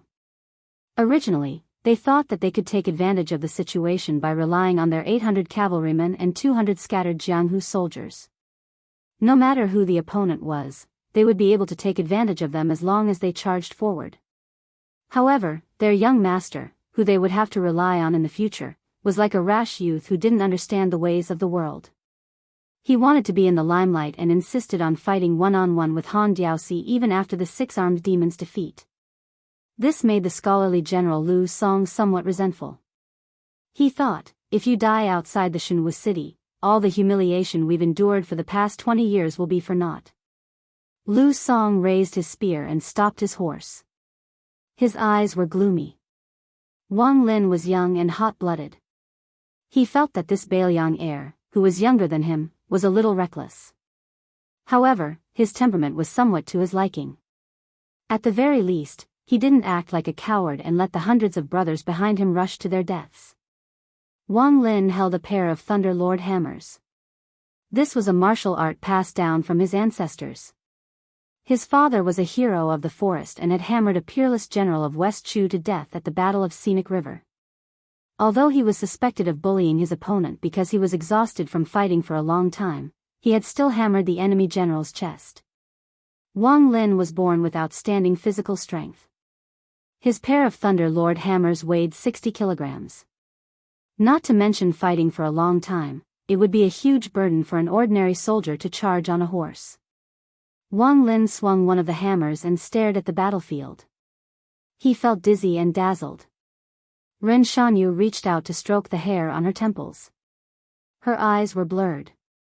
She had often heard that the young master of Biyao was extraordinarily handsome and that he was a first-class playboy. She and her sisters, who had been through bloody battles, chatted in private and didn't really believe the rumors that came later. They said that he personally went to Beimang and cut off the head of the king of Northern Courtyard, Su Huainan, and even killed the fifth raccoon of Bingbing Mountain. Ren Shanyu only thought that even if he really practiced the saber seriously for a few years, his realm was limited. After all, the level of one's cultivation was related to the number of secret manuals, but it was not necessarily related. One should not bite off more than one could chew. Ren Shanyu was an experienced person, so she knew better than the average person that quality was more important than quantity. But today, she saw with her own eyes that although she was at a disadvantage against the well-deserved 10th person in the world, after all, he had made the human cat attack several times. She admitted that even 10 Ren Shanyu would not have such ability. Ren Shanyu had no way out compared to the martial artists like Lu Song and Wang Lin. After entering Biyao, which was a cage that imprisoned many ferocious beasts, she had never heard of anyone who could walk out without losing at least a few layers of skin. Ren Shanyu remembered a famous Jianghu giant who was once in the martial arts world. He didn't do his job well and was forced by Chu Lushan, who was in charge of half of Biyao spies, to cut off one of his eyes and one of his arms.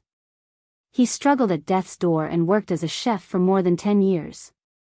10 miles away from the Jianghu city, several riders galloped over. The leader was the white bear Yuanzhuazong. The battle outside the city was in full swing. The Jianghu city, which had been alerted by the news, had already begun to close the city and impose martial law. The scholar in green robe leisurely walked along the river with a withered willow branch in his hand. In the eyes of the passers-by, there was a huge difference between him and Dong Tai, who had become the god of sword with a peach blossom branch. However, those who had truly experienced the power of the Beimang willow branch no longer had the chance to lower their guard, except for the black-clothed youth who had entered Beimang with a black tiger. As for Su Longxiang, who had caused him to fail for the first time in his life, the scholar-like number 1 killer of Beimang certainly could not forget about it. He had planted a willow branch with his own hands, but it did not bear fruit. This made him feel a little regretful.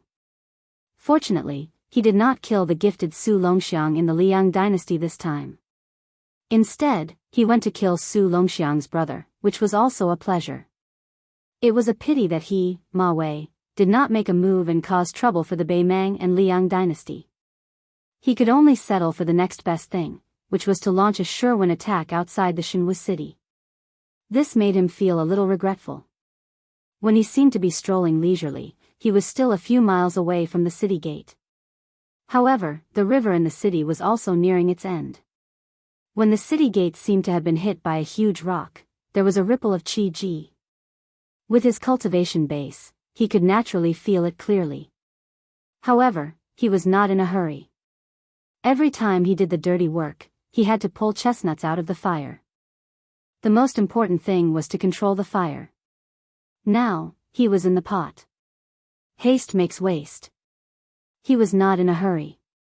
With Han Diaoxi's mystic comprehending strength, as long as that white-haired guy did not stupidly rush to his death in reincarnation, he would be able to tease him for at least an hour. For the first time, one section Willow has some respect for the notorious cat man. Crossing the threshold and killing the celestial phenomenon with the finger mystery, isn't it the realm that half of his peers dream of? He suddenly stopped in his tracks. As far as the eye could see, there was a black-clothed youth blocking the way. The young man grinned and pointed at his chest. One section Willow also laughed. Previously, he was the Oriole behind, attacking others. He did not expect that this time it would be reversed. One section Willow glanced at the river covered with ice and snow, somewhat self-deprecating. How could one not wet his shoes if he often walked by the river? He threw away the dead branch, and a thin hiltless short sword slid out from his sleeve. When the one-armed old man who was addicted to eating swords entered the city, Death Soldier Yin stopped at the gate of the Eastern Sea Martial Emperor City. He carried a big box on his back. Originally, there were more than 20 swords, but they were all empty. They were all famous swords in the Yuyan Mountain Villa. Each of them could be described as cutting iron like mud. However, during these days, he had been following the old man from afar. The swords in the box were just like the broken food in the roadside stalls. Which family's child was a little greedy and could buy them back with a few coins? Along the way, Ian walked cautiously and sullenly. However, thinking of His Royal Highness's instructions, he did not dare to show the slightest dissatisfaction. In order to fish out accurate information from the old man, he could only serve him carefully. In fact, the two were already close to the Martial Emperor City half a day ago. According to His Highness, they would enter the city when they saw the blue and white luan in the sky of the Eastern Sea. The old man's gaze was somewhat unfriendly, but in the end, he was patient and gave him a lot of face. Although Ian was the top Death Soldier assassin in the dynasty, he looked simple and clumsy, like a street vendor. It was just that his body was a little sturdier. It was hard to imagine that he was a terrifying figure who had personally participated in the assassination of Di Xiuan. At this time, he was carrying a big box and standing outside the city as if relieved of a heavy burden. He was not eye-catching at all among the famous heroes of Jianghu who came and went. Ian turned back and left the Martial Emperor City. At this time, he definitely could not make it in time for the battle. He only hoped that the new master of Biyao would be safe and sound. After more than 20 years of suffering, there was no reason for him to die in a foreign land. It was snowing heavily in the world, and the sky was unimaginably bright. A sword was suspended in the 9 heavens. Ancient books and poems used the words riding the wind and ascending to immortality to describe the freedom of immortals. Scholars and officials climbed high to write poems, seemingly in a leisurely mood, but in fact, the mountain road was bumpy. Often, a round trip to a famous mountain would take half a day or even a whole month. In history, there was no lack of scholars and poets who lost their footing and fell off cliffs. After taking such risks, after climbing the mountain, one would be at the top and enjoy the scenery, especially the magnificent scene of rolling clouds. The place where the sword was suspended was high above the splendid sea of clouds. Standing in it was like standing on the shore of the sea. At this time, it was close to dusk and the sun was setting in the west. The sea of clouds was colorful and incomparably magnificent. A few of the colorful clouds were like vertical waterfalls, daunting at first sight. If the Qi cultivator white butterfly on the lake of Yuyan Mountain Villa was said to be somewhat like an immortal, but this woman standing on the sword was like a fairy in both body and spirit. When she was able to ride the sword, every time she felt gloomy, she would break through the clouds alone. In this kind of fairyland, she would be lost in thought. She could not even say that she was watching the sea and comprehending the sword, she was just in a daze. Dozens of feet above the sea of clouds, there was a thin layer of golden clouds, like a building on top of a building. No wonder there was a saying in the Taoist classics that there were 9 heavens and 18 floors. After she came back to her senses, she rode the sword and rose from the ground. The floor was within reach of her hand. She stretched out her hand and gently rotated it, creating a vortex, just like the countless dimples on the woman's cheeks. Saint Xiao Changqing ascended the building, in the air. Every time he ascended the stairs, the previous stairs disappeared. Qiao Guanzi said softly, if he died in the territory of the old West Shu, it could be regarded as a good medicine. Liang is clearly setting up a battle array, insisting that we restore the country. After the king of Beiliang's concubine, Jiang and I, a female sword fairy, said in a flat tone, so we are all pawns crossing the river. Qiao Changqing smiled and said no more. Chapter 787. The next chapter will be in the wee hours of the morning. When Su Fengnian rode the 12 swords and rushed over alone, Han Diaoxi did not pay too much attention to him. After all, it was not worth mentioning that he borrowed the power of the otherworldly item. The sword-controlling technique of the Wu family's sword tomb was not as good as his red snake-flying dragon. The human cat paid more attention to the distance between Su Fengnian and the two-faced otherworldly item. Since both of them had the same mind, it was not strange for them to reciprocate each other's cultivation. Han Diaoxi wanted to know how far the two of them could stretch their bodies. Previously, the otherworldly item was hiding in the snow, so it was more than 300 zhang away from Su Fengnian. Now, it seemed that Su Fengnian was alone, but the otherworldly item in the red robe was following him from a distance like a shadow. Its footsteps were the same, and it was ethereal and nimble. The otherworldly item was wearing a loose robe, and it was like an actor shaking his sleeves, moving smoothly like the floating clouds and flowing water. It always maintained a distance of 100 zhang away, not an inch away, not an inch away. It seemed that 100 zhang was the best distance for the two to circulate their cultivation. After unsheathing the saber and removing the armor, Su Fengnian was not in a hurry to make the second saber strike. 30 feet away and within 10 feet from him, there were 12 Dong Tai swords with perfect sword embryos. The swords were dazzling and their trajectories were strange. Su Fengnian's swordsmanship had reached the pinnacle. It was nothing more than the 8 characters of the 8 characters, where the mind was focused and the sword tip pointed. Unexpectedly, Su Fengnian exposed his own shortcomings and deliberately distracted himself, allowing the flying swords to randomly spin, sweep, and smash him.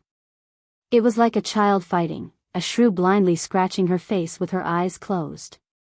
He did not have the style of a master in chaos at all. Han Diaoxi sneered in his heart. He strolled leisurely in the courtyard, stretched out his index finger and pointed in the air. Originally, if Su Fengnian dared to concentrate on riding the sword, with Han Diaoxi's understanding of the mysterious finger realm, he would definitely make this kid suffer. Mysterious finger realm, kowtowing to ask for immortality, that was just a biased view of Taoism. The mysterious finger realm was more profound than that. Everything in the world had a ritual, from the ebb and flow of the tides, to the waxing and waning of the moon, to the blossoming and wilting of the flowers, to the blowing of the wind.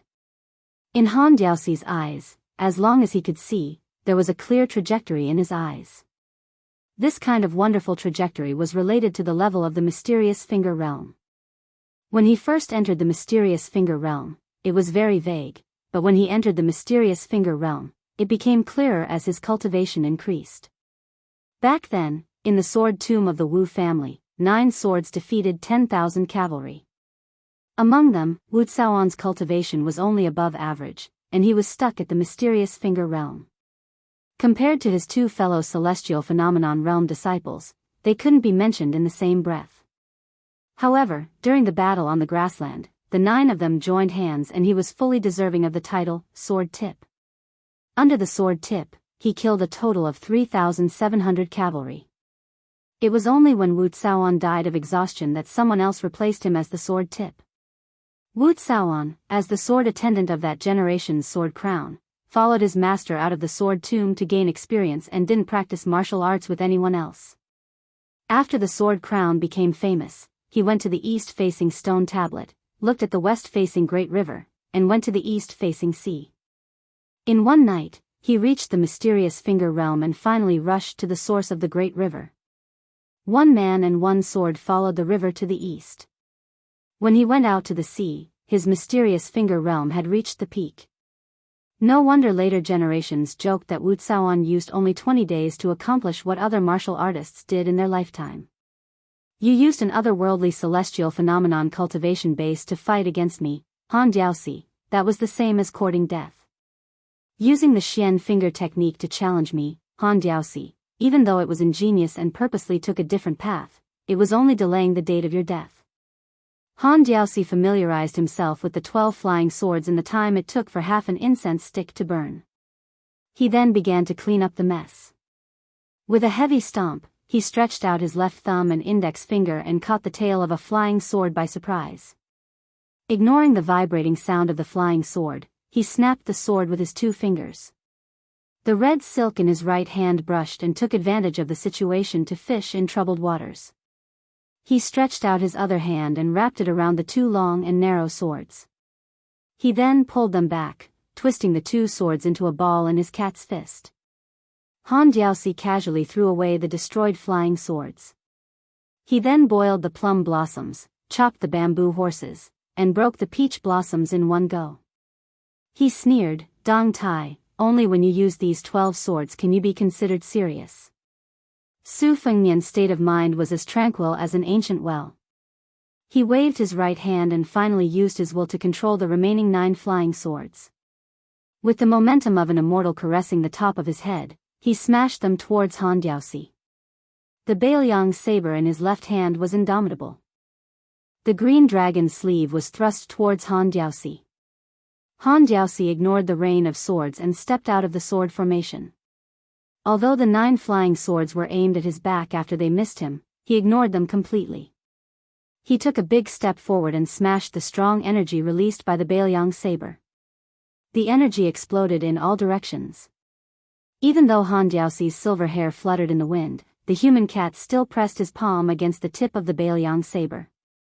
His 5 fingers formed a hook and held the saber tightly. Biyao cavalry, Biyao saber. If it were someone else, it would be just as so. Without waiting for Su Fengnian to loosen his grip, Han Diaosi raised his saber and kicked Su Fengnian's abdomen. Su Fengnian seemed to be unharmed, but the snowy ground around him was filled with ripples of energy. The ground cracked with a loud bang. Han Diaosi frowned. This brat was carrying a sheathless sword on his back, but he was still unwilling to let go of his saber. Han Diaosi's palm moved along the tip of the saber and pulled it back. The handle of the saber was like a bell, slamming into Su Fengnian's chest. Su Fengnian's face turned pale, but the otherworldly item in the red robe that was 18 feet away had already spat out a mouthful of scarlet blood. Han Diaosi did not show any mercy. He turned around and swept his leg across Su Fengnian's shoulder. Su Fengnian was like a rootless duckweed that was blown away by the strong wind.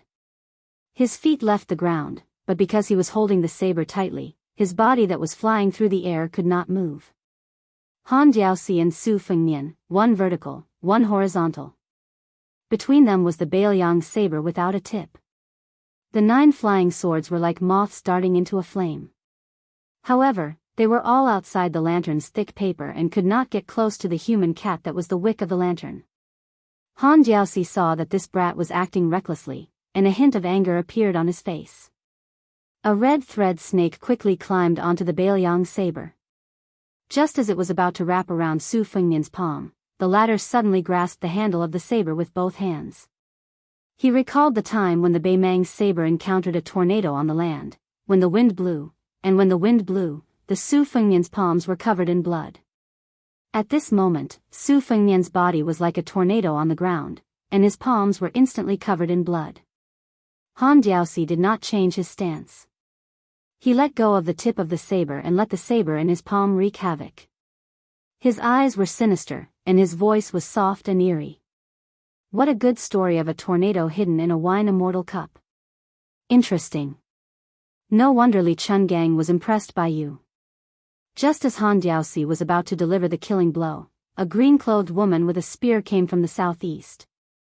Han Diaoxi's xian finger finally showed its magnificence, as heavy as snow. In the blink of an eye, he used his xian finger to crush Su Fengnian's will into one of the flying swords. With a loud bang, the woman used the xian spear to rebounded like a spinning top, avoiding the sharp edge of the flying sword.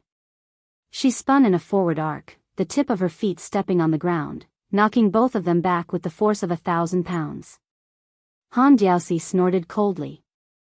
Although it had only been 2 moves, it was clear that the man and cat were tired of this little girl's provocation. His left hand was placed a few inches below the tip of the xian spear, and his feet moved lightly in a semicircle, completely dispersing the force of the xian spear. The woman, who did not have the majestic cultivation of celestial phenomenon, immediately flew away like a kite with a broken string. Han Diaoxi held the xian spear and threw it towards the place where the woman fell. The speed was so fast that there was no whistling sound, just silence. Blue Bird was no longer the woman from the Battle of the Reeds outside Xiangfan City. Although the spear seemed to be going straight through her chest, her mind was clear. She stepped on the empty air and glided back steadily in the air, hurried but not in a sorry state. She held the blunt spear head with both hands and fell diagonally to the ground, creating a mud pit with each step, forcibly stopping her decline. Han Diaoxi coldly snorted. Although it had only been 2 moves, it was clear that the man and cat were tired of this little girl's provocation. His left hand was placed a few inches below the tip of the xian spear, and his feet moved lightly in a semicircle, completely dispersing the force of the xian spear. Without a majestic cultivation of celestial phenomenon, the woman immediately flew away like a kite with a broken string. Han Diaoxi held the xian spear and threw it towards the place where the woman had fallen. The speed was so fast that there was no whistling sound, just silence. Blue Bird was no longer the woman from the Battle of the Reeds outside Xiangfan City. The spear seemed to be going straight through her chest, but her mind was clear. She stepped on the empty air and glided back steadily in the air, hurried but not in a sorry state. Blue Bird was no longer the woman from the Battle of the Reeds outside Xiangfan City. The spear seemed to pierce to kill her, to her chest, but her heart was clear. She stepped on the ground, and steadily glided backwards. She held the xian spear with both feet, she stepped on the ground, creating a mud pit, forcibly stopping her decline. Her eyes, and meridians to the reverse, spear, she held the spear, and spear, her too. To her to the point, spear, to be, spear to be, spear, to the ground, spear, a, spear to be, spear to kill blow, spear, and to, spear, xa, to kill, spear, a, to, lay to the, chi, spear, lay, the of I, a, of, wind, and she, to snow, s, to the snow oven, the, flying, s, tus, spe, to spear, the, spe. Spear, he was truly unafraid of death. Chapter 788. No matter how pitiful her life was, God was merciful. There would always be one person in this world, no matter how far away he was, who was worth her life. She would never take a step back. Women were the most infatuated people in the world. Probably influenced by the woman in green, Lu Song, Wang Lin, and the others who were previously nervous and at a loss finally came to their senses. There was no need to make a sound. When the 2 cavalry took the lead to charge, the elite cavalry under both sides almost charged silently at the same time. There were no shouts, only the sound of horse hooves. Han Diaoxi could ignore the young woman's family heirloom, the spear fairy king embroidery. He could ignore the desperate charge of the ant-like cavalry, but he could not ignore the white-haired man's silent retreat. Who do you think I, Han Diaoxi, am? Is it that brothel girl? Your son spent money to seduce her a few times, only to find out that he is not rich enough, and you want to retreat? Han Diaoxi's murderous intent grew stronger. He suddenly narrowed his eyes. Finally, it's here. The cat and man ignored the spear fairy king embroidery and turned a deaf ear to the violent sound of horse hooves. They stood still and looked at the carriage in the east. There was a simple Taoist robe that was not as luxurious as the ones on Dragon Tiger Mountain. The middle-aged Taoist carried 3 swords on his back. He reached out and touched the top sword box on his back. He smiled. A friend from afar is knocking on the door of the firewood on a snowy night. I heard that Shao bark is the most pleasant. Although it was called Shao bark, it was not small. Sword maniac Wang Xiaoping's sword was thrown out. The continuous rumbling of thunder could be heard both inside and outside the city. When Wang Xiaoping first started to practice swordsmanship, she was determined that as long as she threw out a sword, she would be an immortal on earth. With a sword in hand, immortals were like floating clouds to her. Therefore, this sword had nothing to do with the mysterious finger, celestial phenomenon, or the level of the realm. Since Wang Xiaoping started to practice swordsmanship, she was known for her pure heart of swordsmanship. Even Hong Shixiang admired her. Even though the young chief had not enlightened himself and knew that he was the reincarnation of Ancestor Lu, how could his vision be bad? Little Bark's sword started from Wang Xiaoping and ended at Han Diaoxi. It was like a long rainbow hanging in the sky. It was the first time that Han Diaoxi showed such a serious expression. The reason why Han Diaoxi was able to force his way into the ranks of the top 10 in the world was because of his unparalleled advantage in terms of cultivation level. His mysterious finger was comparable to Dong Tai, and he was good at killing celestial phenomenon. Therefore, as long as one had not stepped into the lofty earth immortal realm, otherworldly items like the red robe would never enter his eyes, let alone Xianyuan Qingfeng, who took the initiative to retreat in the face of danger. However, Wang Xiaoping, who was born for the sword and was even willing to die for the sword, was different. Han Diaoxi respected the sword that hung in the sky and did not feel any fear. With a wave of his sleeve, his arm was like a snake's den.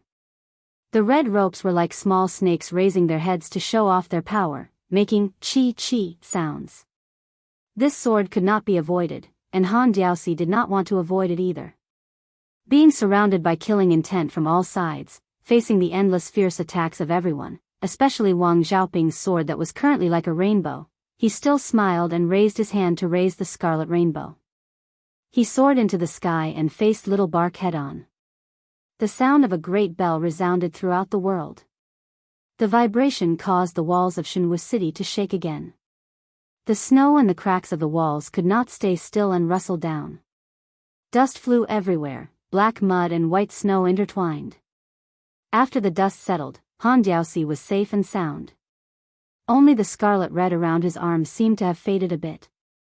Han Diaoxi pulled the corner of his mouth and laughed loudly. Wang Xiaoping, does this sword of yours count as slaying a flood dragon? You still have 2 more swords, why don't you use them together?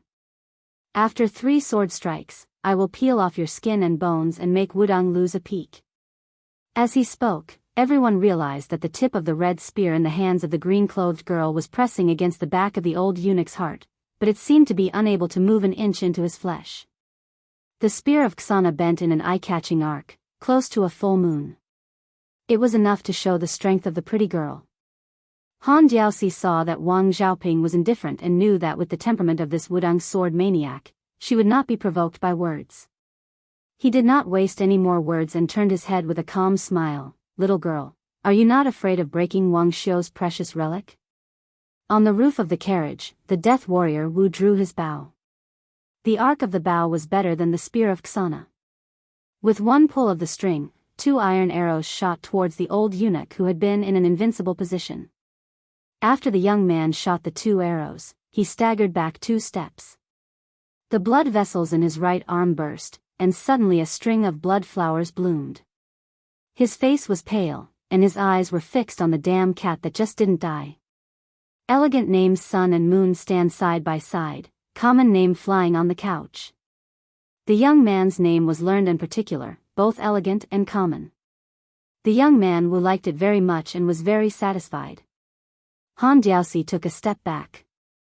Wu Fu used all his strength to pull up mountains and rivers, but if he added a feather's weight to the mountains and rivers, he could still crush people to death. The spear of Xana, which was already bent to the extreme, immediately flew away. The girl in green was thrown back and rolled for 6 or 7 feet. Her green dress was no longer clean and was covered with dirt and mud. She stood up with difficulty and grabbed the falling spear of Xana. The spear of Xana was the unique skill of the Wang family. Chen Jibao's plum blossom turned from green to purple was also born of this skill. However, when used by him, the green was much better than the blue. During Wang Xiu's lifetime, his biggest regret was that he did not have a son to pass on his unique skill. That was why he taught his disciple Chen Jibao everything he knew. Because the Wang family's spear skill required the support of a strong body and emphasized the counterflow of qi. It was an unorthodox and overbearing method that was most harmful to the body. A woman's body was originally soft and feminine. Such a sinister method was tantamount to adding insult to injury. Later, Chen Jibao became famous for killing his master. Wang Xiu's death was far from what the outside world thought. The moment Blue Bird held the relic, she spat out turbid air and swallowed back the dirty blood. Men of sacrifice deserved to die. Han Diaoxi casually grabbed an iron arrow that was very close to his eyes. He was surprised because the second iron arrow had disappeared. Even with his almost unparalleled sharp perception, he could not find out where it was. He casually threw out the iron arrow that had already appeared. It pierced through the head of a horseman in the distance, causing him to fall off his horse and roll on the ground. Han Diaoxi turned his head and glanced at the young woman who was accumulating power with her spear. He did not look at her anymore. His gaze was cold as he looked at the black mass of valiant cavalry charging with crushing momentum.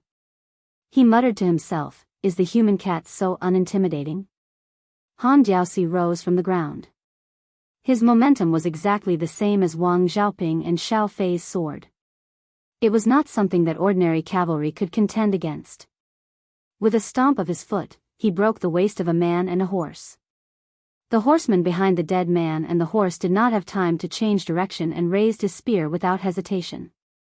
Han Diaoxi did not make a move at all. He went straight ahead and struck the horseman who had bounced off the huge charging force of the warhorse. The entire warhorse crashed straight into Han Diaoxi's body. It was as if it had crashed into an iron wall, and the warhorse died on the spot. The horseman who was skilled in horsemanship fought with his life on the line. He slapped the back of his horse and leaped up, chopping down with his blade.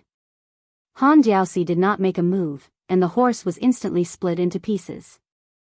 Before the countless pieces of blood fell to the ground, Han Diaoxi had already continued forward. The third horseman in the line slightly leaned to the side, relying on his intuition to chop at the head of the black-clothed eunuch. He had just raised his blade when he was pushed by Han Diaoxi to the side of his warhorse.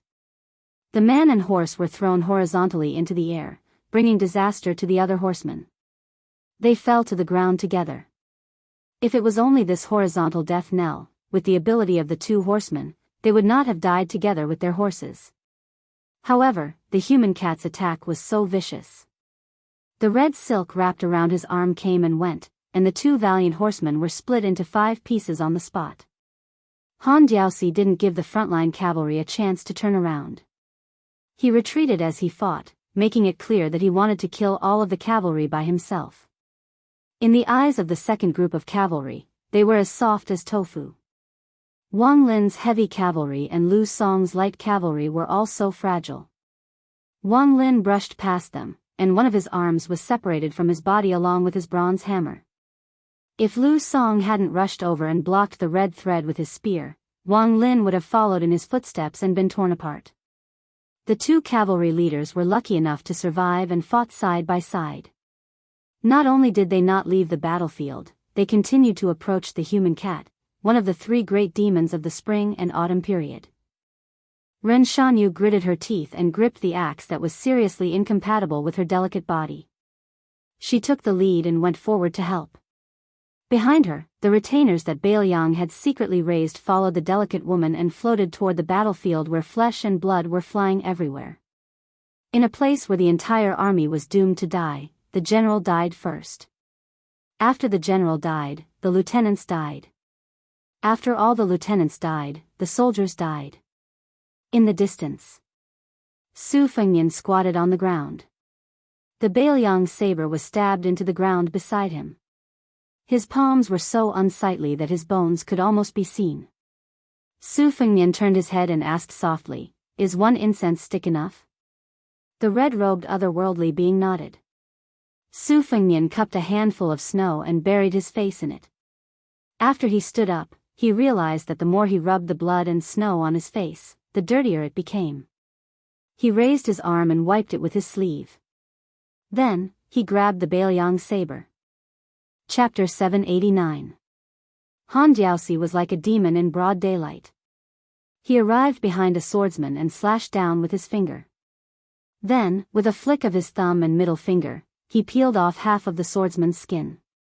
However, he did not kill the swordsman completely.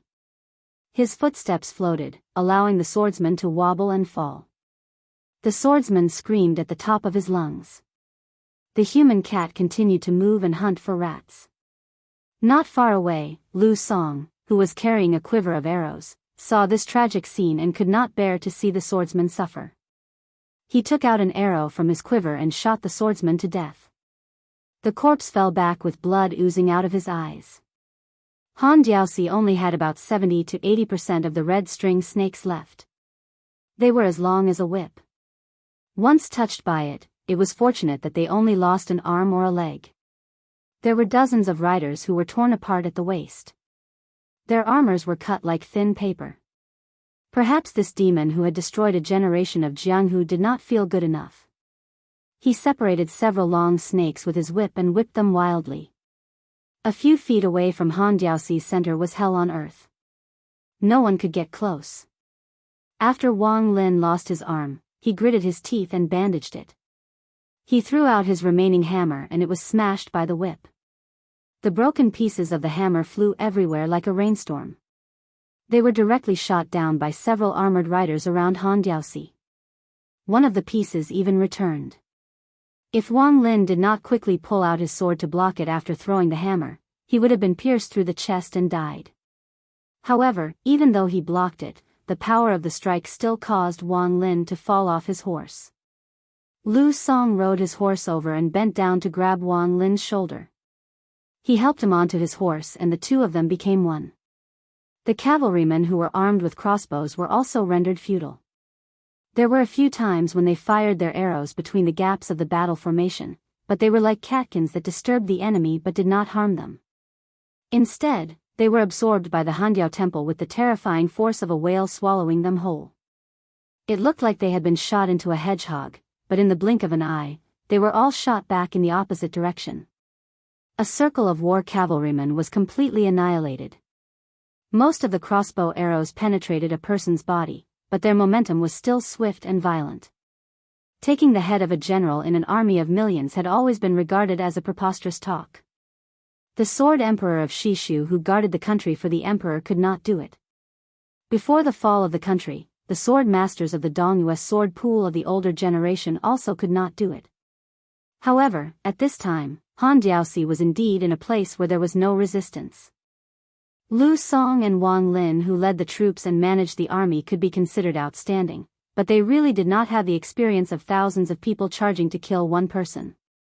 They could not come up with a perfect plan for the time being. They could only use the lives of their troops to fight the devil's internal energy. Fortunately, there were martial arts masters like Ren Shanyu who interspersed and supported Han Diaosi. Although Han Diaosi killed casually and leisurely, after all, he did not cause the morale of the two cavalry troops to collapse. Just by helping to stabilize the continuous offensive of the cavalry troops, more than 80 Biyao men of sacrifice had already been reduced to half. Except for a few people, they were not Han Diaosi's match. Without exception, they were all killed. It had only been less than half an incense stick's time.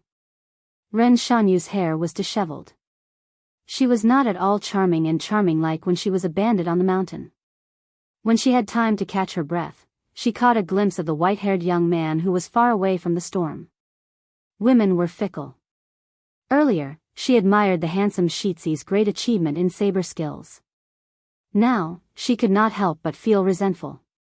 She resented him for not being a tyrant in Biyao and provoking such a troublesome living king outside of their territory. The reason why Ren Shanyu clenched her teeth and did not retreat was not that she was risking her life to win some favor. Instead, it was because Su Fengnian's personal servant, the green-clothed woman, was holding a red spear and looking for Han Diaoxi to fight to the death. That woman was unafraid of death. Under the shadow of Biyao, Ren Shanyu, whose life was as fragile as paper, did not dare to retreat even if she was extremely timid. If a general retreated after a fight to the death, even a lowly soldier could be killed. After the green-clothed woman joined the battle, she did not blindly kill with brute force. Instead, she retreated several feet away after she missed her target. Everyone was amazed by her spear art. They did not notice that her lips moved slightly to swallow blood time and time again. Ren Shanyu took a deep breath, calmed herself down, then gave a glance to a few familiar guards around her. Next, they formed a triangle and broke into the battle formation. Han Diaoxi held a head with one hand, pulled the head out of the body and threw it backward, smashing one of Ren Shanyu's broad axes into pieces. The woman coughed out a mouthful of blood and kneeled on the ground, covering her mouth with both hands. Blood was dripping down from between her fingers. Some cavalry commanders fought to the death first, while the other two groups of cavalrymen died one after another. 400 died. Nearly half an hour had passed. Han Diaoxi lowered his head and glanced at the few red whips, which were not as magnificent as the first one. Outside Kuei Gate Pass in the western region, Han Xingxian was trapped in one of the three battles. He didn't make it to the crucial Iron Gate Pass. He didn't spend too much time fighting against the 3,000 elite cavalrymen led by Wang Ji. Instead, he directly broke through the thick battle formation and headed west. Still, he didn't make it in time to save the Prince Zhao Kai. In the view of this former head of the ceremony directorate, if the young master wanted to sit on the dragon throne, as a servant, he had to step back step by step. First, he had to hand over the head eunuch, and then gradually retreat behind the scenes. From a person with power that could overturn the world, he had to become a living dead, obediently hiding in the shadows behind the scenes, and then die in front of the current emperor. He guarded the Zhao family, and caught countless rats during and after the spring and autumn period. Other than the red armors, there was also a secret celestial state being, who was later made into the golden armors. As for the level 1 Vajra finger, there were over 10 of them. They were called devils, and Han Xingxian deserved to be called devils. If Huang Sanjia and Su Shao joined hands and destroyed the spring and autumn period, then Han Xingxuan's assassination and Su Zhao's stepping into the martial world destroyed the martial world together. Han Xingxian knew that he was foolishly loyal to the Zhao family, and he never regretted it. Han Diaoxi threw out all the long whips he had. The whips sounded like firecrackers, and were as powerful as serpents swimming in the river. Another rain of blood started. Chapter 790. Sword maniac Wang Xiaoping, who was standing on the carriage, said softly, "After I left the mountain and entered the world, I realized that the world was at peace. Only the smoke of war in the north smokes the sky every year." She swiped the second box behind her and took out feng shui. The first sword, Xiao Fei, was a big rainbow. The second sword, feng shui, was 10 feet out of the box and didn't rise into the sky. It didn't stab Han Diaoxi but moved forward in a treacherous spiritual state. It was like hunting a snake and killed the red whip of the red snake. After killing all the red snakes, feng shui couldn't catch them and had no hope of killing the snake man Han Diaoxi. It turned into fine powder at a low altitude and disappeared with the wind. Wang Xiaoping made a gesture with her fingers and the wind and clouds surged into the sword box. The last sword cut off the deer's head and soared into the sky. Han Diaoxi, who had a little red rope left on his arm, reached out his left hand and stroked the red snakes that he had spent most of his life with. He looked up at the sky and stepped down, shaking the earth and mountains. All the warhorse riders heard a muffled sound. The young kamikaze on the roof of the carriage sat down. The second iron arrow was hidden but was still crushed by Han Diaoxi's foot. Han Diaoxi, who had been looking up at the sky, smiled and murmured, "When I was young, I envied the green-robed man who walked the Jianghu with a sword." The cat man, who hadn't shown any signs of fatigue even after being surrounded, clapped his hands. The red rope peeled off and gathered into a line, showing signs of a sword. A deer's head fell from the sky with a few thick lightning bolts circling around it. A red 3-foot sword in front of Han Diaoxi rose into the sky. Han Diao Temple, who was finally free of the red rope, rose from the ground when the string sword blocked the deer's head. Like a comet sweeping its tail, he swept towards Su Fengnian. Blue Bird's face was full of energy and she threw out the instant spear with all her might. She almost exchanged her life for the spear. The Thunder Pool sword formation was set up 10 feet away. Han Diaoxi tore his chest outwards with both hands. The 9 flying swords were torn apart and floated dozens of feet away. They were like ownerless souls, without the slightest bit of vitality, lying on the ground one after another. It was clear that Su Fengnian could not divert his attention to control the swords. Su Fengnian had the cold blade in his left hand and the spring and autumn in his right. The 2-sleeved green snake that was taught by the old man with sheep fur coat rushed out. Compared to the 2-sleeved sword of the Wu family's sword made Shui Hua, Su Fengnian's 2-sleeved sword was more like a sword. Its 2-sleeved swords was more similar to the Wu family's sword. Shui Hua's 2 sleeves. Su Fengnian S's. Its 2-sleeved swords, the 2-sleeved swords. When Li Chungang was invincible in the world, he once said that with a single-sleeve sword, he would cut off all swords in the world, and with a single-sleeve sword, he would destroy all beauty's eyebrows. This was the true definition of a romantic. However, Su Fengnian was not the god of swords, Li Chungang, who was invincible in both swordsmanship and sword will. At this moment, the celestial cultivation base and mystic finger techniques that he had stolen were naturally countered by the Handiao Temple. The human cat, overflowing with killing intent, did not care about his torn sleeves. His hand slid across the sword and the back of the saber, and his left hand slapped towards Su Fengnian's head. He swayed his head to the right and slapped his right hand again. The otherworldly item in the red robe behind Su Fengnian knelt on the ground. One of its faces was bleeding purple gold blood while the other was bleeding golden blood. Han Diaoxi said sternly, "Zhao Kai can't sit on the dragon throne. Su Fengnian, do you think you deserve to be the king of Biyao?" After saying that, Han Diaoxi grabbed Su Fengnian's neck with one hand and punched the Biyao's crown prince's forehead with the other hand. The otherworldly item's head fell backward as if it was hit by a hammer. It was going to slide 80 feet away. Its 5 arms grabbed the ground and its nails fell off, but it didn't let go. Finally, it stopped 60 feet away.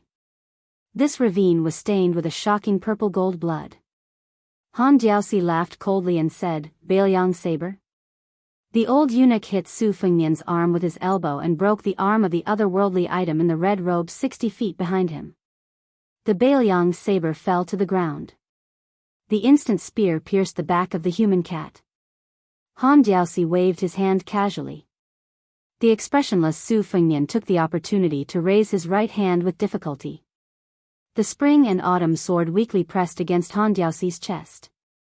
Han Diaoxi seemed to have lost his mind. He tightened his grip on Su Fengnian's neck and lifted it off the ground. A deep bruise appeared on the neck of the otherworldly item in the red robe.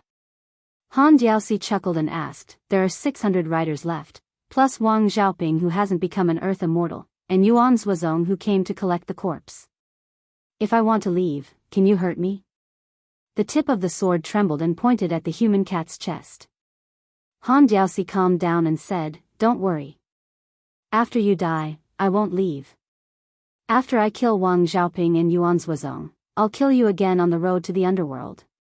Looking at the unusually young face and the pair of unusually cold peach blossom eyes, Han Diaoxi was filled with intense hatred.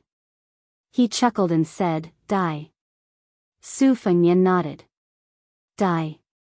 A sword pierced through the chest and chilled the heart. The spring and autumn sword traveled 1,000 miles. Someone borrowed the spring and autumn sword in East Sea Martial Emperor City. He once exchanged an arm with Li Chungang at his peak. He once ate countless famous swords into his stomach. This sword was fierce. Not only did it penetrate the heart of Han Xingxian, who was at the peak of his power accumulation, but it also forced his body to float backward. It was Su Fengnian's first sword attack, and it was equivalent to Ancestor Sui stabbing Han Xingxuan's heart personally. Sacrificing thousands of cavalry to die was just the icing on the cake to distract them. This sword traveled 10,000 miles. It was like sending charcoal in snowy weather. Su Fengnian strode forward, jumped up, and slapped the head of Han Xingxian, who had a complicated face. An immortal patted the head. One palm made Han Diaoxi kneel in the snow. The human cat, whose heart was broken, was bleeding from his 7 orifices. He tried to stand up. Su Fengnian patted the head again. With a thump, Han Xingxian, whose silver hair was in a mess, knelt down again. Su Fengnian's knife hand cut off the head of the most powerful official in the world. He didn't look at the headless body that was still kneeling on the ground. He turned around and carried the red-robed otherworldly item in a pool of blood. He picked up the Biyao saber and walked to the cruel battlefield with broken limbs and bones. He supported the blue bird, whose life was hanging by a thread. All the armored riders neatly got off their horses. Su Fengnian said in a low voice, "Take off your armor." Biyao armored soldiers only held Biyao sabers and wore Biyao armor. Chapter 791. The mountain ridges in Jiangnan were winding like coiled snakes, especially the Dragon Tail slope in Huainan. It was 300 li away from the strategic town of Iron Hut, and there were many traveling merchants passing through. However, a rare heavy snow had blocked the mountain roads, making it difficult to travel on the mountain roads. Most merchants would rather take a detour and switch to a relay station. On the Dragon Tail slope, there was a group of travelers who were struggling to travel north. A simple and crude carriage was slowly moving forward. The inferior horse's hooves were in the snow, and it was even more strenuous. The black horse with a dark mane snorted and puffed out clouds of fog. The coachman was a skinny old servant who was reluctant to use his whip to drive the horse. It was said that a fast horse could be whipped, but even the cleverest housewife could not cook without rice. An old horse that had been eliminated from the army, after being whipped too many times, had a rogue temper. 8 or 9 out of 10 times, it was unwilling to move. Fortunately, the owner of the carriage was considerate, and from time to time, he would speak a few words of comfort to the coachman, telling him not to be in too much of a hurry. The old man in the carriage had a thin face, wrapped in a tattered fur coat that was probably even older than the old horse. His expression was serene as he held a book and silently read. Outside the carriage, the mountain forest was wrapped in silver. Suddenly, like a spring breeze, thousands of pear trees bloomed. The old man lifted the curtain and looked into the distance. His originally gloomy state of mind also became a bit more relaxed. They were also on the Dragon Tail slope, less than half a li behind the carriage. There were 5 riders closely following behind. Most of them were dressed in black, and there were 3 men and 2 women. The rider in the lead was a slightly chubby middle-aged man with a pair of round earlobes like a Buddha statue. He should be a person of good fortune. He was covered in an eye-catching white fox fur cloak, giving people a good impression and making it easy for people to feel close to him. Behind him was a young and handsome man with a jade-like face. He carried a golden spear. Even in this cold weather, his breathing was slow, and he was indeed worthy of being described as graceful as a god. Among the 2 women, the older one was like water. In the eyes of the world, she was full of romantic charm, and it was rare that she was charming but not seductive. She had the dignified demeanor of a lady from a respectable family. The young girl riding beside her was overshadowed. She only had the appearance of a middle-aged woman, and she was just like a girl from a humble family who had just grown up. The last rider was a boorish-looking young man. He was dressed shabbily and his horsemanship was poor.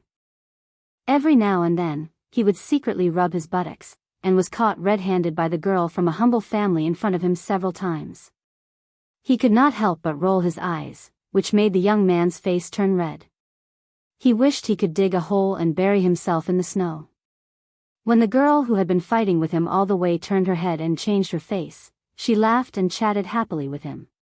The young man who could not hide his poor and cold aura would secretly look at the graceful back of the older woman. His name was Li Huai, a native of Iron Lu City. His parents had passed away early, and his eldest uncle was a teacher. His name was also given by his eldest uncle.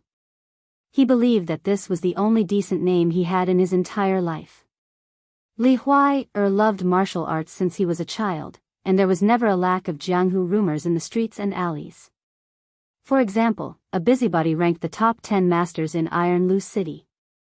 Peng He, who was at the bottom, could lift a horse and throw it several feet away with one hand. The 6th, General Ding Su, could even shoot a millstone with one arrow. Regarding these, Li Huai, who had always wanted to become famous one day, would rather believe them. Even if he was beaten black and blue every time he got into a street fight, it would not affect his passion for Jianghu. This time, he was able to ride a horse with the 4 people in front of him because he had accidentally stumbled upon a bloody secret in the city 2 days ago. Half a mile away, an old man surnamed Huang, who was said to be a high-ranking official, was on his way to the capital. For some reason, he was assassinated by a group of black-clothed men armed with sabers and crossbows. The old man staggered into a dark and narrow alley and bumped into Li Huai, A rain of sabers and arrows, the crossbows buzzed and nailed into the wall. Li Huai, who had suffered an unexpected calamity, was also hot-blooded. Mainly because he did not have time to be afraid, he pulled the old man and fled like a rat. Later on, the 4 riders in front of him appeared out of nowhere and met each other on a narrow road. Li Huai, saw with his own eyes that the handsome man wielding a stick could almost make a long hole in the alley wall with a strike of his stick. He also saw the woman in front of him moving her sword gracefully in the snow. Coincidentally, Li Huai, saw that cold and beautiful face when she killed people. Li Huai knew then that as long as he could make a name for himself, he would marry no one but her. Although Li Huai, was simple, he was not stupid. It was said that the experts in the world could comprehend swordsmanship by observing the tides. However, there was a river outside Iron Hut City. Whenever Li Huai was free, he would go to the riverside and stare at the surging river with wide eyes. He looked at it when there was no wind or waves, he looked at it when there was a storm or a flood. He also looked at it when there was a heavy snowfall a few days ago, but he did not see anything. Unintentionally, he heard that the unworldly experts all lived in seclusion in the mountains and forests, so he went back and forth to the mountains and ridges around Iron Hut several times. Other than taking a dump and peeing, he did not see anything. It was said that Lord Leopard, who was invincible in the nearby streets, had obtained 2 or 3 pages from a peerless secret manual. That was how he became so skilled in martial arts.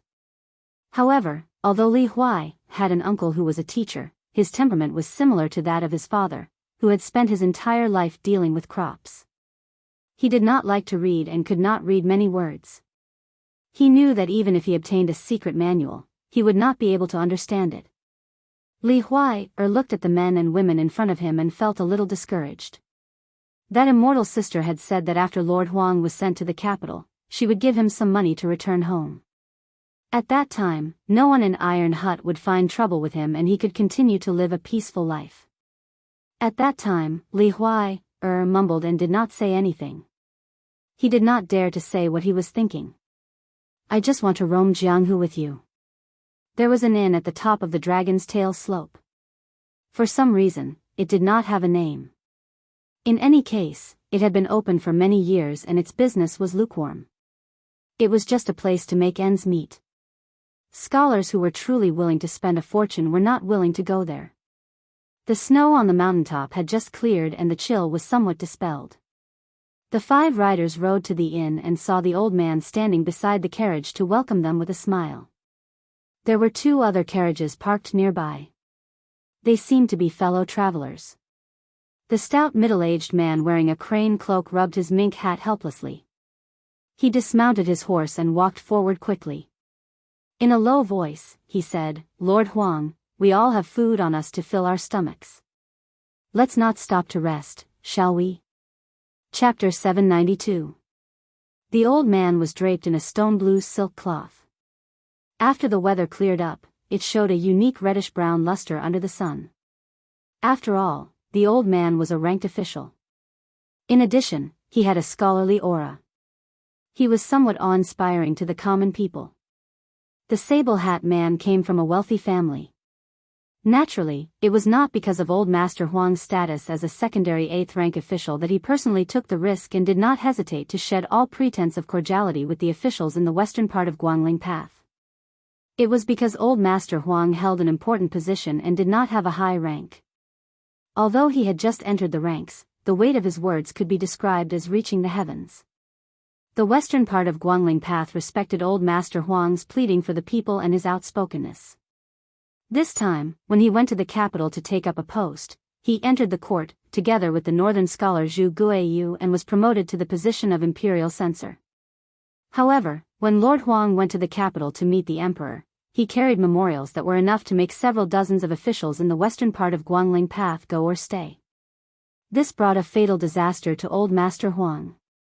If it were not for a large number of knowledgeable people who had the money and strength to help old Master Huang block several waves of dishonorable and ruthless assassinations, old Master Huang would not have been able to take half a step out of Guangling Path, much less the majestic Great Peace City. In his view, old Master Huang was clean and had a strong character. However, sometimes he was too pedantic and did things too rigidly.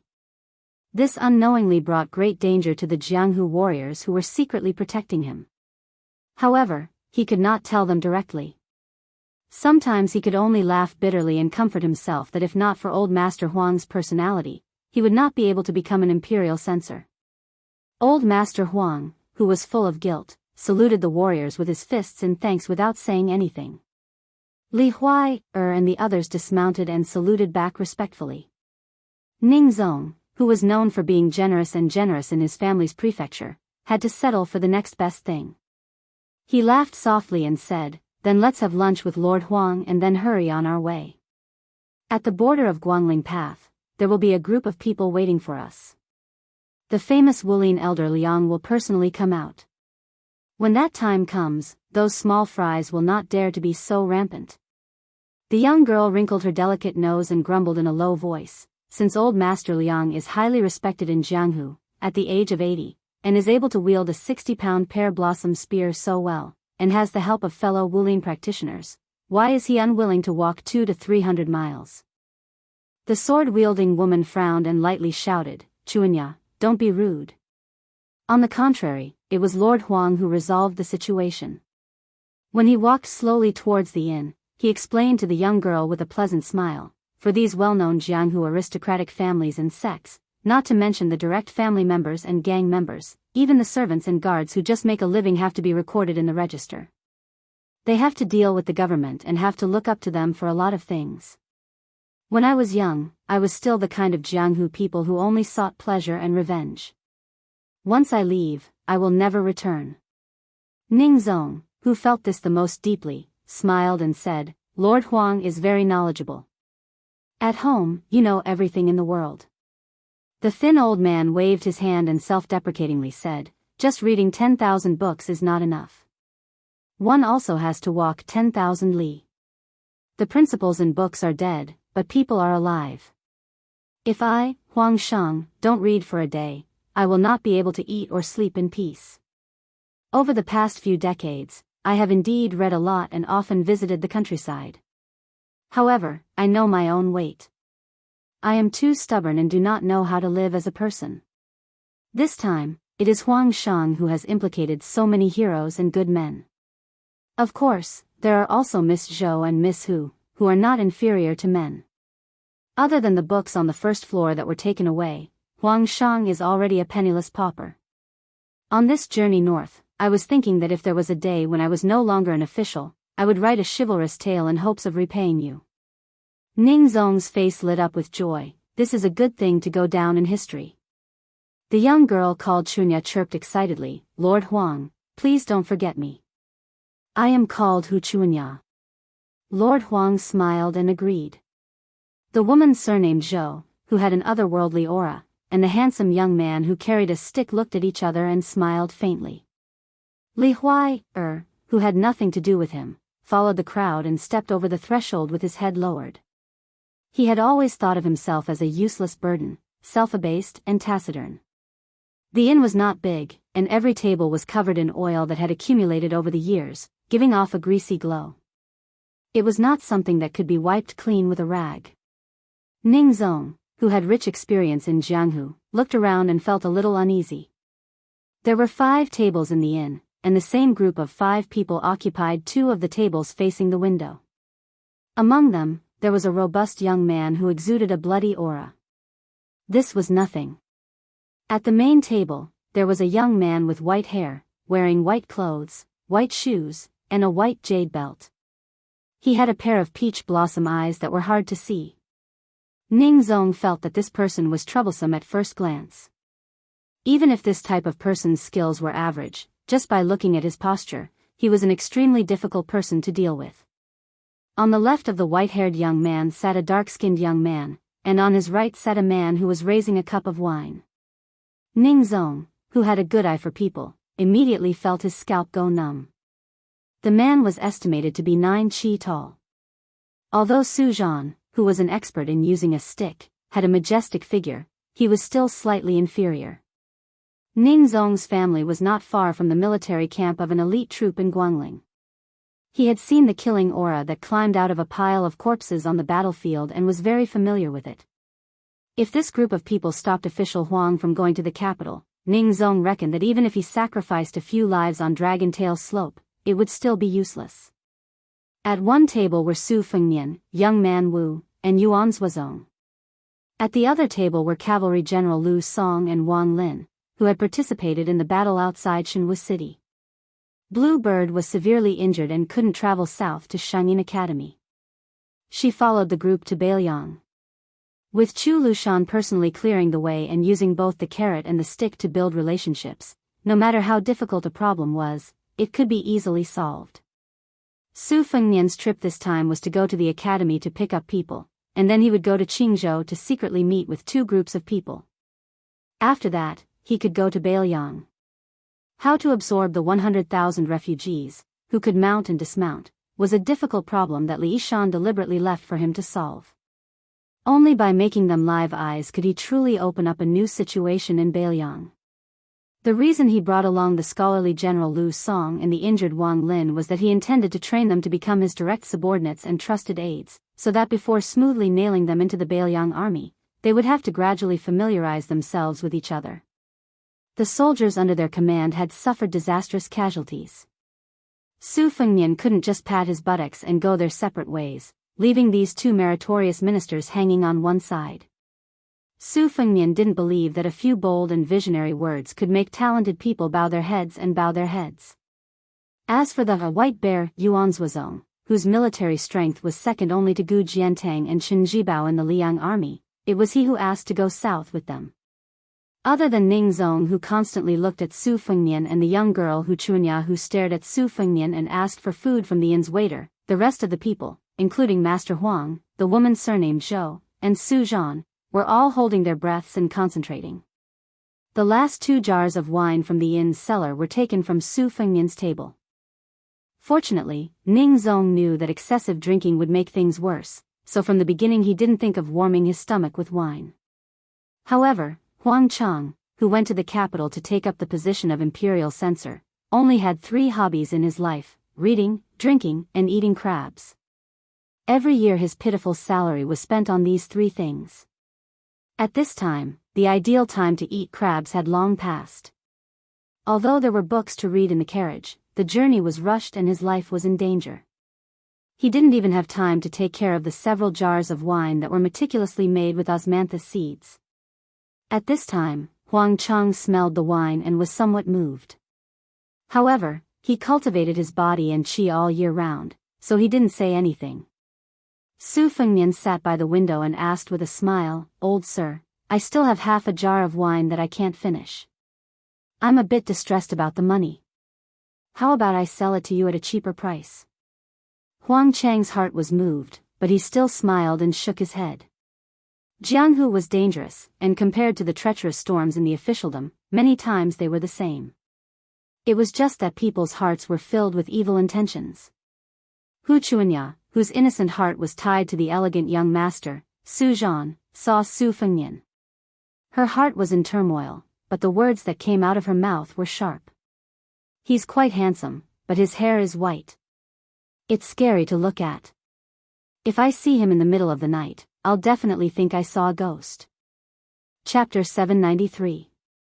If it were an ordinary disciple traveling with a servant, and the master was humiliated like this, it would be inevitable that the servant would jump to become an accomplice, and teach the unrestrained young girl a lesson.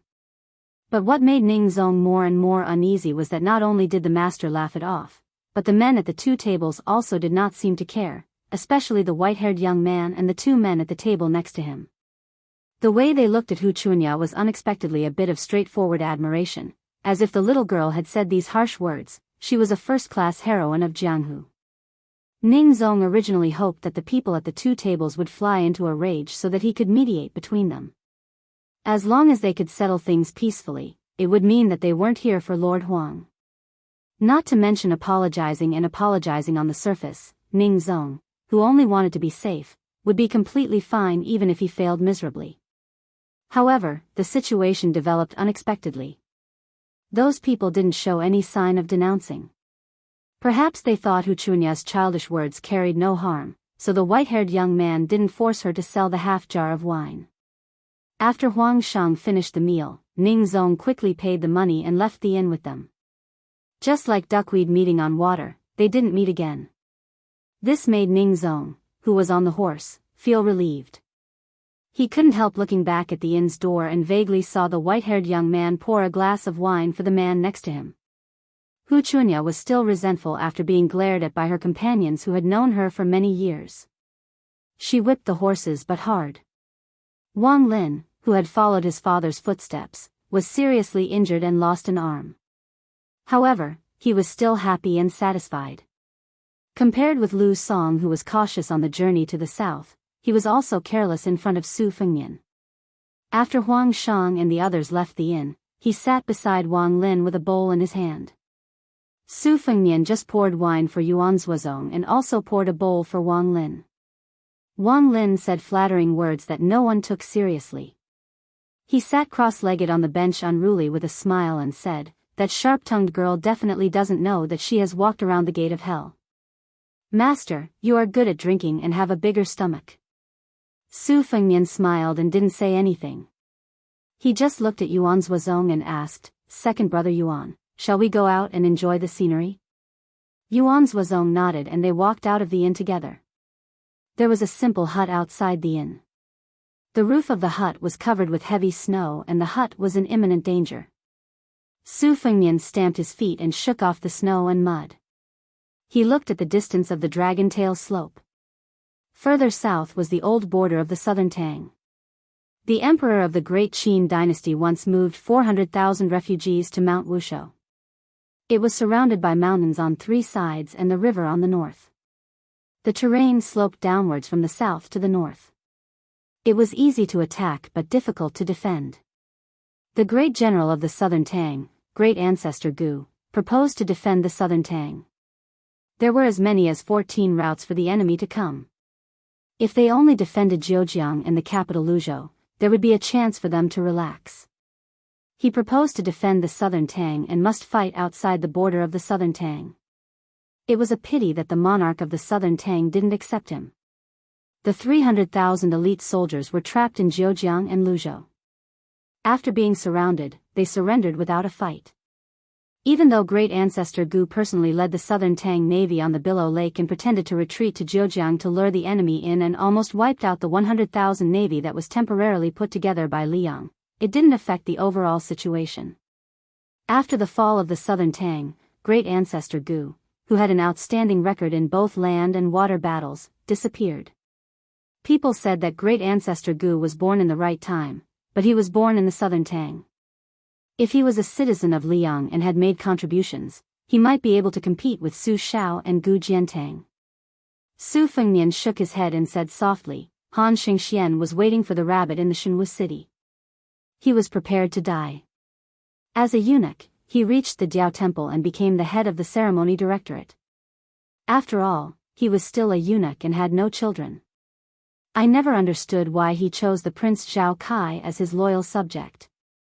Relying on the powerful first Prince Zhao Zhuan or even the Crown Prince Zhao Zhuan was actually a win-win situation. Because the two princes had the same father and mother, they should keep the goodies within the family. If any one of them became the crown prince, Han Diaoxi wouldn't take such a risk. I once asked Ian to carry the spring and autumn festival back and forth. I earnestly requested the Sui sword-eating Grand Ancestor to leave a trace of sword intent on the sword. This way, the Grand Ancestor would have a vague idea of when to borrow the sword to go to the East Sea Marshal the Arch City. If I don't put on a good show, even if Wang Lin and Lu Song's 800 cavalrymen surrendered to the northern Liang, they would not be convinced. Most importantly, the Han Diao Temple would also be wary. In the end, he was too careless to rely on the mysterious finger to kill the celestial phenomenon. The Eastern Sea sword wasn't as simple as the celestial phenomenon. But now that I think about it, I still feel a little scared. Yuan Zuozong smiled and asked, "The Sui sword immortal?" Su Fengnian smiled and said, "I just knew about it." Li Chungang once said that when he came down from the demon-slaying platform, he had already dropped a lot. This Daoist master didn't want to take any advantage when he went to spar. Although Old Man Li's realm dropped, the power of the two sleeves green snake was still at its peak. The Sui sword-seeking ancestor only asked for the opponent's strongest move. Therefore, they exchanged arms and there was no winner.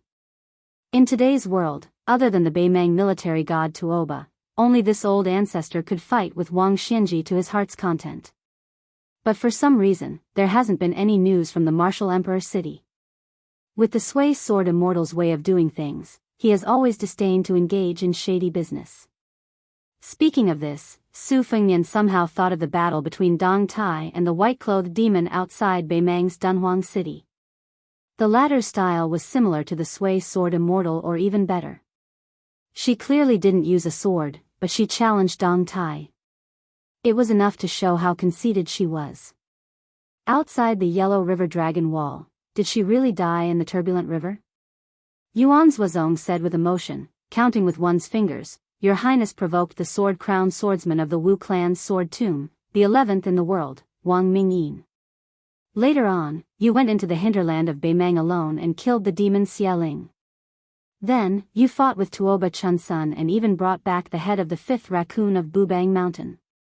This time, you killed Han Diaoxi, so you haven't been idle. I'm afraid there are hundreds of descendants of the Liang vassal kings. None of them are as hard-working as your Highness." The cold wind was mixed with the unique grassy smell of the mountain, refreshing the mind. Su Fengnian smiled and said, "Probably the bigger the melon field, the bigger the thief. The crippled man, the ugly woman, the talented man and the beautiful woman, they are all well matched. I should feel honored to have these famous rivals in the Jianghu. Second brother Yuan, you've been hiding your strength all these years. Qin Jibao has entered the saint state. It's not right if you don't become a celestial state." Yuan Zuozong laughed and said, "I'm far from being comparable to Gu Jiantang of the Thunder of Mind and Qin Jibao of the Plum Wine. However, I'm good at fighting. I wonder when I'll be able to fight side by side with your Highness on the battlefield?" Su Fengnian sighed with his hands in his sleeves. "In Beimang, I heard from an old Beiliang soldier that he often dreamt of the Iron Horse Glacier." Yuan Zuozong looked into the distance and said softly, "I'm not optimistic about West Chu's restoration." Su Fengnian nodded and said, "Just like Su Zhao's refusal to rebel in the past." It seemed that he had disappointed many soldiers, but he didn't do it even though he knew it was impossible. It was not easy for him to see the balance of the world. He didn't want to be an emperor. In his words, even if he was an emperor, could he still have 3,000 concubines? Or could he eat a few more bowls of meat in one meal? To conquer the world, one needs to rely on strong men, strong horses, and strong swords. To rule the world, one needs countless scholars from aristocratic families to work together and gather sand to form a tower. Since the hearts of the people are not on Su Zhao's side at all, he will be a short-lived emperor who rules by drawing rivers. I am destined not to live to this day." Yuan Zuozong smiled from the bottom of his heart. "My adoptive father never plays tricks. He's wise. Su Fengnian turned his head and said, Fengnian was unscrupulous in the past. I've made a fool of myself in front of second brother Yuan. Yuan's Wazong didn't look at His Royal Highness. He looked at the white mountain scenery. Yuan's Wazong's blind loyalty is not inferior to Han Xingxian. Chapter 794. Dragon Tail Slope Turned Downwards. Inside the carriage, the old man shook his head and smiled. Huang Shang really is measuring the heart of a gentleman with his own yardstick. What a pity about that half a jar of wine. Other than Huang Shang, who was about to take up an important position, Li Huai was also sitting in the carriage. The old man knew that this child's horsemanship was terrible and had him abandon the horse and get on the carriage. That night, he had been saved by the youth in an alley battle. Huang Shang did not say anything, but he really cared about the youth. However, Huang Shang himself was in danger and could not promise anything. He just wanted the youth Li Huai to stay away from trouble. If he could gain a foothold in Jing, and if the youth's Jianghu dream did not die, he could put down his old face and ask for a secret martial arts manual for him. He would secretly give it to Li Huai in the future.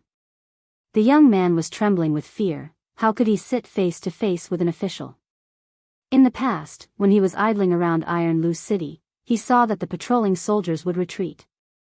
Seeing that they could wear armor and hold iron spears, he was filled with envy.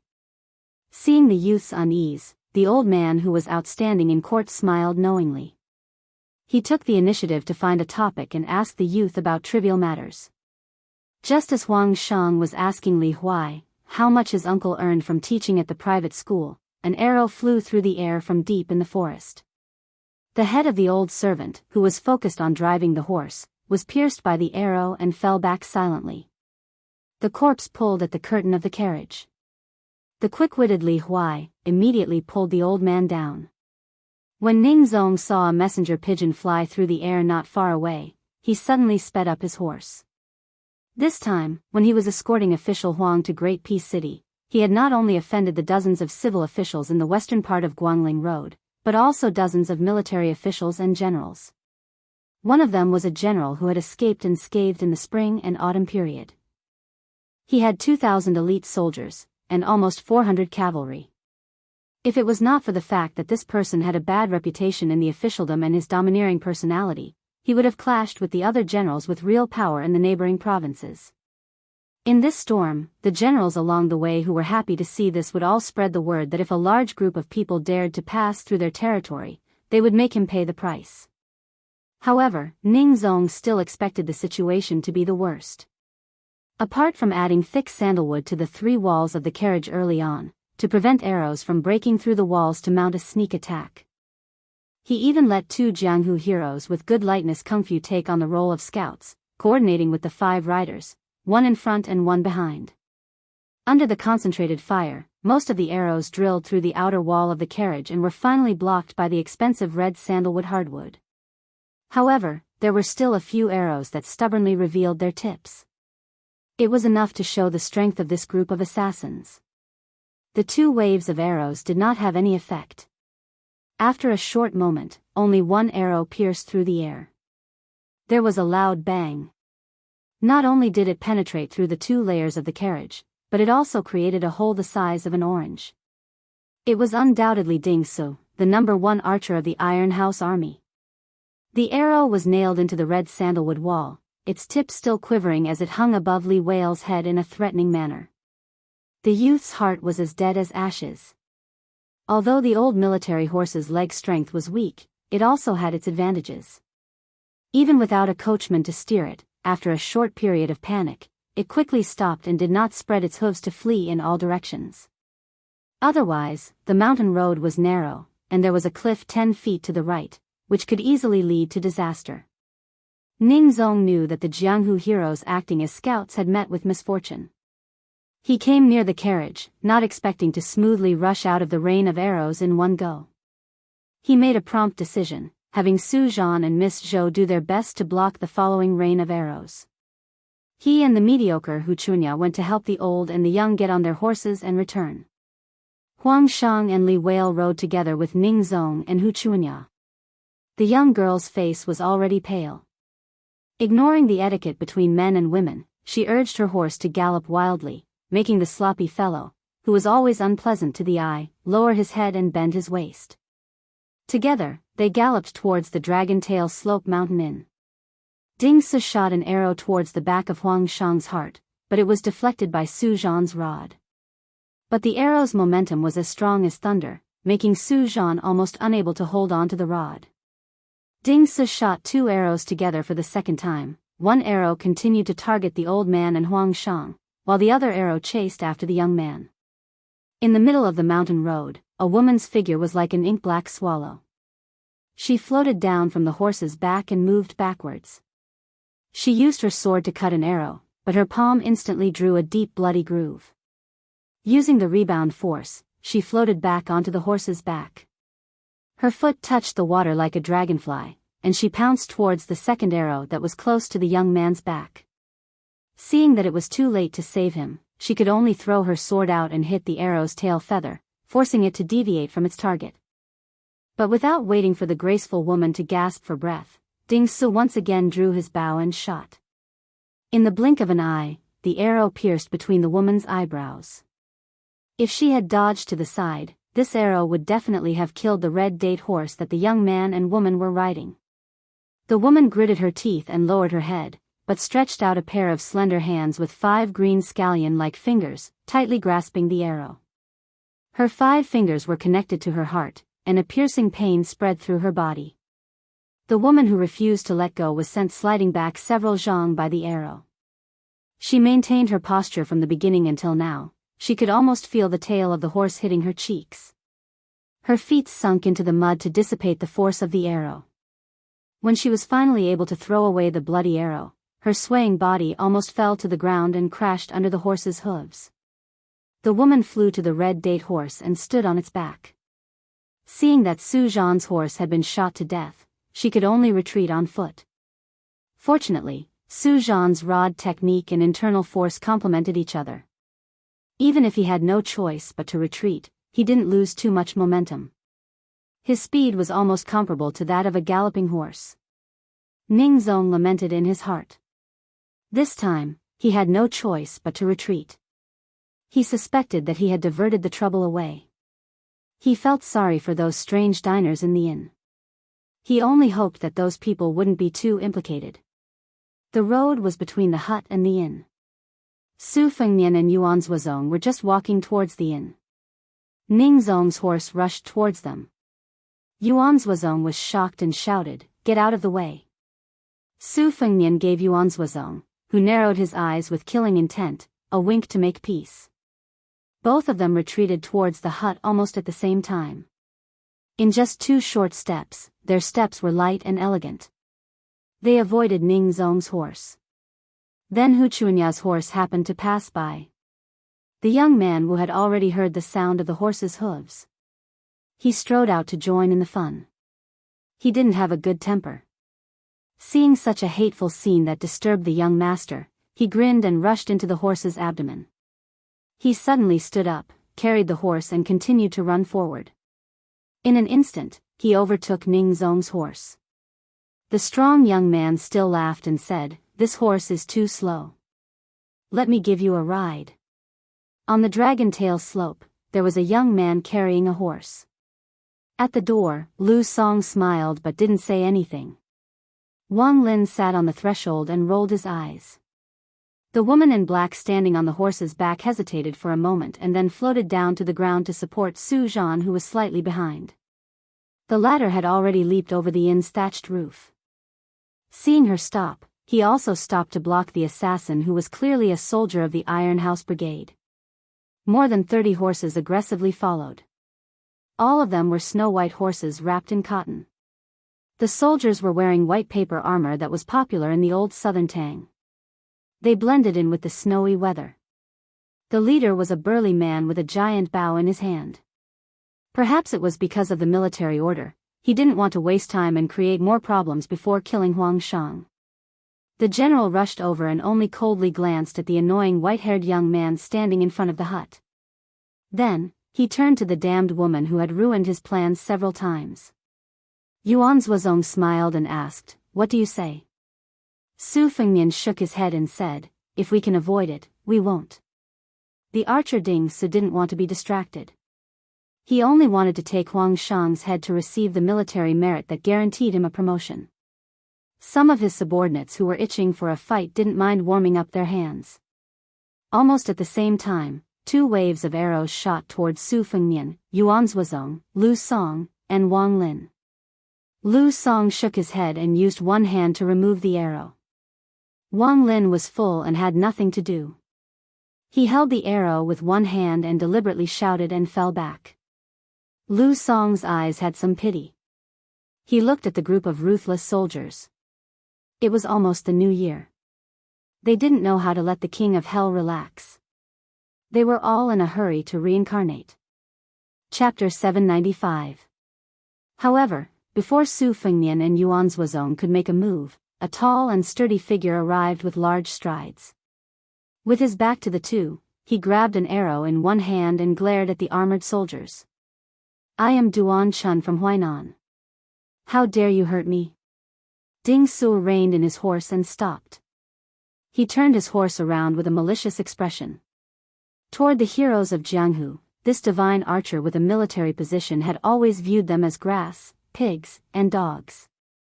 Originally, the few arrows from his subordinates were just to warn the miscellaneous people to watch with folded arms. If they could avoid the arrows, then they were considered capable. Their Iron House army was too lazy to get to the bottom of the matter. If they could not avoid the arrows, then they could only blame their bad luck for appearing on the Dragon Tail slope. However, this Huainan brute surnamed Duan had broken the rules and dared to provoke Iron Lu City. Ding Su's ears were sharp, and he had already heard that another cavalry unit had charged up the Dragon Tail slope to block their path of retreat. Huang Shang and the others were destined to be wiped out. He was happy to take the time to play with this group of people. With one hand holding the bow, he took out a special arrow from the whaleskin quiver. Looking down from above, he sneered. Which I saw us hurting people? It's obvious that you're interfering with the Iron Lu City's mission to suppress the bandits. If you're not a landowning household, you'll be banished 1,000 miles away or beheaded on the spot. The 8-feet-tall man's face turned red, and he said angrily, You're lying through your teeth. How hateful. Today, I am. Without waiting for the man to finish speaking, Ding Su, who didn't want to listen to him, shot an arrow. The Huainan Jianghu man wanted to grab the arrow with his bare hands. However, after thinking it over, the arrow pierced through the air with a thunderous momentum. He didn't dare to take the arrow head-on and dodged it with a lingering fear in his heart. Without waiting for him to calm his mind, Ding Su, who was wearing a high-grade paper armor left behind from the old Southern Tang's national treasury, shook his hand and shot out 2 arrows, one in front and one behind. Their trajectory appeared to be swaying and falling, as if they were spiritual living creatures, extremely crafty. The Wulin man, who had a small reputation in the Wulin world of Lianghui, groaned inwardly. Just as he was about to shamelessly bend down and roll on the ground like a donkey, he saw a blur in front of his eyes. He straightened his back and focused his eyes. He did not know when the white-faced man had taken a step forward, but he did not know what kind of mysterious technique he used, but there were 4 broken arrows on the ground. The majestic man stamped his foot, the 4 arrows jumped up. Ding Su's countenance changed dramatically. He pulled out 4 eagle plume arrows and shot them out, but the 4 broken arrows still pierced through the hearts of the 4 domineering archers. It was so quiet that one could hear a pin drop. Ding Su's expression was dark. He spat out word by word from between his teeth, killing armored soldiers, 9 familial extermination. Su Fengnian put his hands in his sleeves and said with a smile, This one is from Jing, surnamed Su Qi. I have interacted with the 2 assistant ministers of the Ministry of War, Lu Baijie and Lu Xingxiang. Whether 9 familial extermination is 9 familial extermination, you, a general with a nameless title, cannot decide. I have to ask if the Ministry of War has such a military law. Ding Su's brow furrowed, his expression uncertain. His thoughts turned quickly. The Su family of Jing. There were millions of people in Great Peace City. There were many families with the surname Su. Not to mention dozens of families that had the right to enter the court, they definitely could not be counted with two hands. If they really had a relationship with the two assistant ministers, even if it was just a faint nod, they were not people that a nameless field officer like him could easily shake. No matter how obedient and careful the officials of Jing were in Jing, when they were outside, they always thought they were better than others. The military of Guangling Road was like a forest, and they were independent. It wasn't that no one dared to not give them face, but Ding Su was not one of them. The moment he heard that they were the sons of officials from the capital, Duan Chun An's gratitude towards them for saving his life immediately faded. His desire to befriend them vanished like smoke in thin air. He had originally been the nameless disciple of the leader of the Huai Wulin, Old Master Liang. This time, he had secretly escorted official Huang to the north. Unless it was absolutely necessary, he would not show himself. Everyone in the Jianghu knew of Old Master Liang's good intentions. The spring and autumn families had been destroyed, and the Jianghu was in tatters. The ones who had the right to be called local tyrants were the big shots that held the power of the military towns. It was okay to provoke the government, but to provoke the military towns that liked to talk about suppressing bandits, then it was like a puddle of mud was stuffed into one's pants. It was not shit, but it was worse than shit, and could not be shaken off. At this time, the situation was that Su Fengnian, Yuan Zhuozong, and Duan Chunan were standing in front of the hut. Ding Su and almost 30 people stretched out like a white snake in the middle of the road. At the door of the inn, Lu Song and Wang Lin were watching the show from the side. The woman behind Ding Su and Su Zhan were worried and didn't know how to end the situation. They only wanted to stall for time. The two fleeing riders were actually chased back. The woman who had just fought to the death looked back and sighed in her heart. There was a larger group of riders winding up the long way slope. There were no less than 40 of them. Behind them, there were even footmen who walked as if they were flying. They climbed up the mountain at top speed. The young man carrying the horse put down the red date horse. Hu Chunya and Li Huai, the poor couple on the horse, were scared out of their wits. The young man hugged the woman's slender waist with both hands. In the past, the woman would have punched and kicked him. At this time, she forgot to teach this little pervert a lesson. There was a wolf in front and a tiger behind.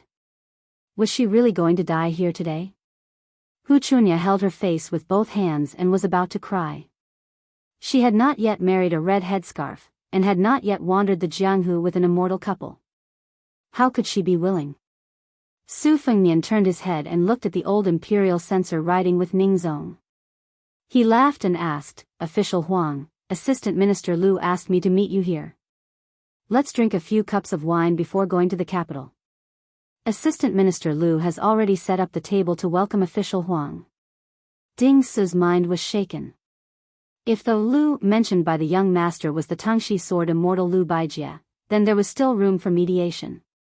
But if the number 1 general of Guangling Path, Lu Xingxiang, really got involved, not to mention a nobody like Ding Su, even if the official general who was determined to win personally made a move, he would still get into trouble. Although Lu Xingxiang, whose reputation was second only to Su Shao and Gu Jiantang, had left Guangling's Prince Zhao Yi and been promoted to assistant minister of the Ministry of War, his direct subordinates were still all over Guangling. Any one of them was a dauntless character who could shake the entire county with a sneeze. Ding Su was like an ant on a hot pan. He was no longer confident.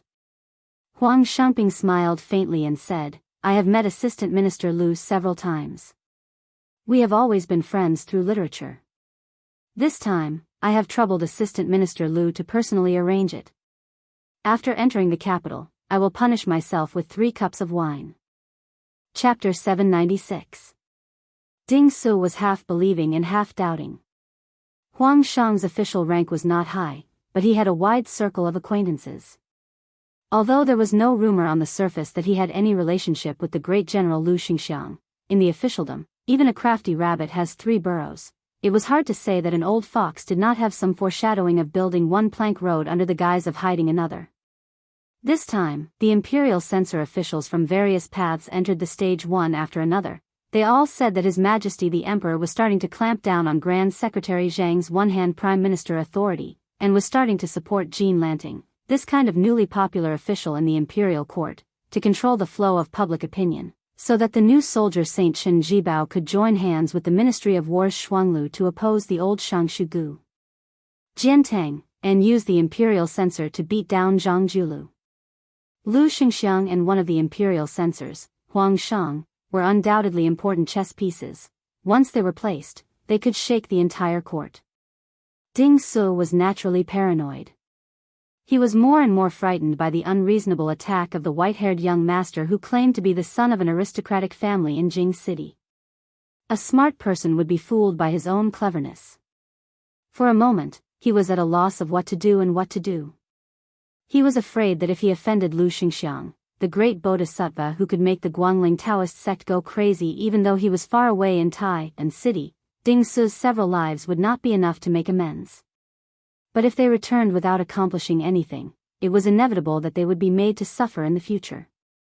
If they were careless and fell for the empty city stratagem, it would be even more difficult to clean up the mess. As long as Huang Chang entered the capital, the western provinces of Guangling Road would definitely shed a few layers of skin, and quite a few heads wearing official hats would fall. Su Fengnian smiled and didn't add fuel to the fire. Instead, he took the initiative to give Ding Su a way out. Take your time to discuss. Lord Huang and I will go to the inn to have a drink.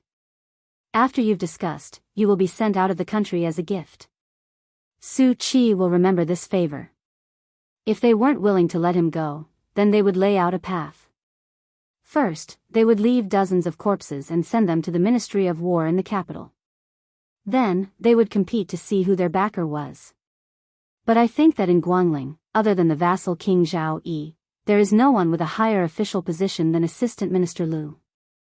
He heard the name Zhao Yi. Ding Su's eyelids trembled.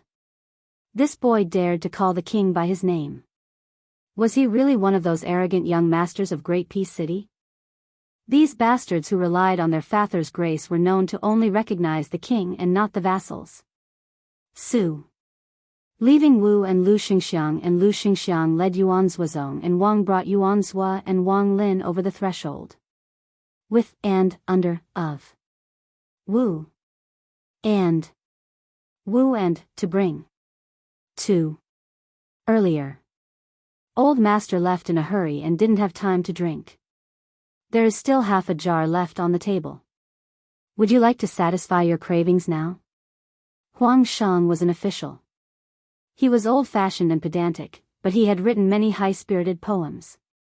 He wasn't unreasonable. Now that he was at death's door, he was full of heroism. He took the wine jar and shook it. He closed his eyes and smelled it. When he opened his eyes, he smiled. I've been holding it in.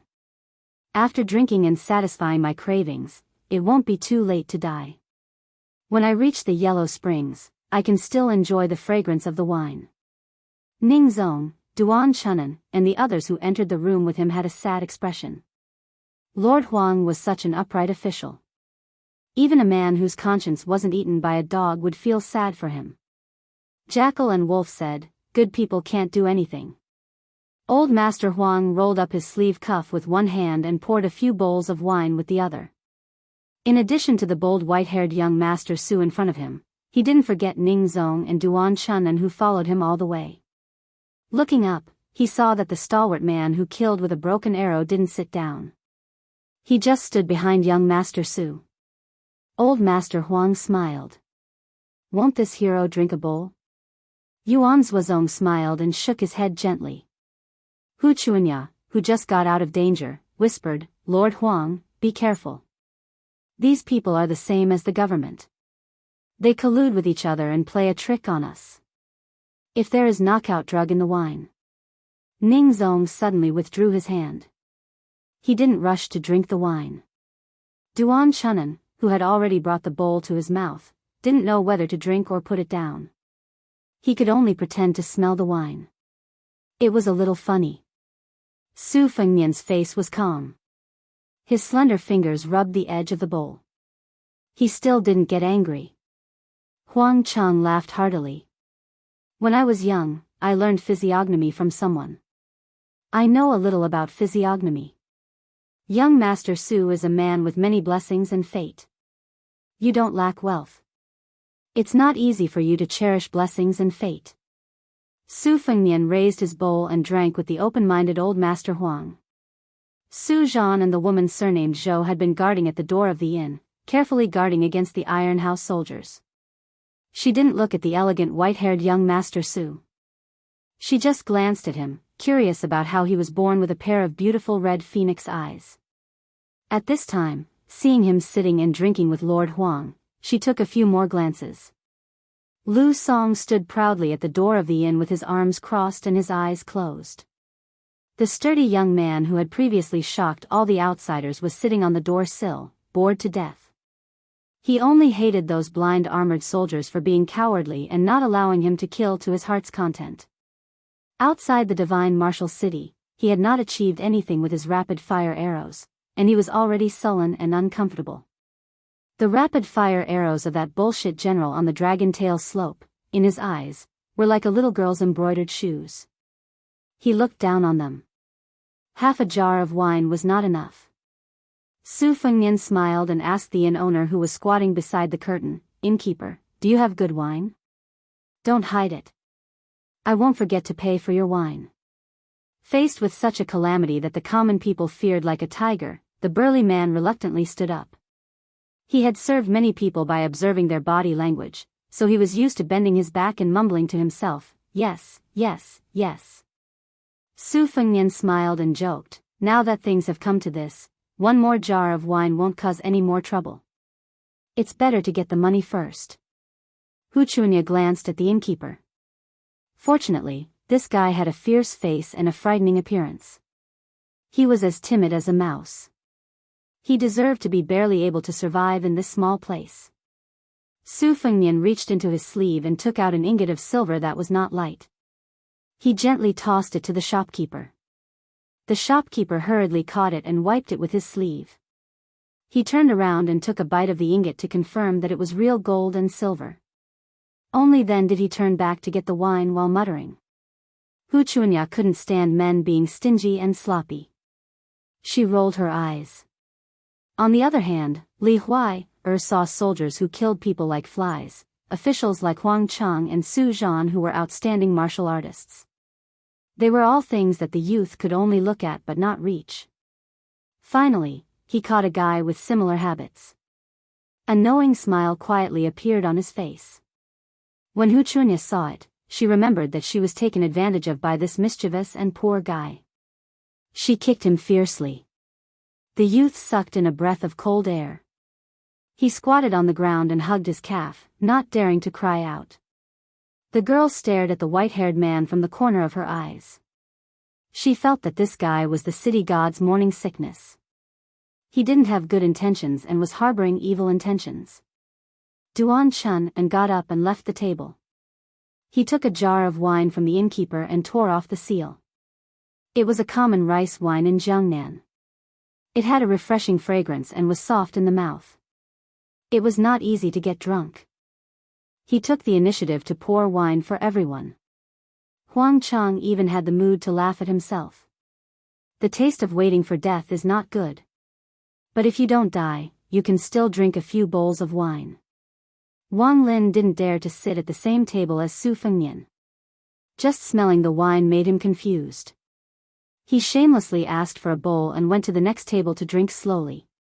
Su Fengnian drank a mouthful and raised the bowl high. He frowned and shouted, "Innkeeper."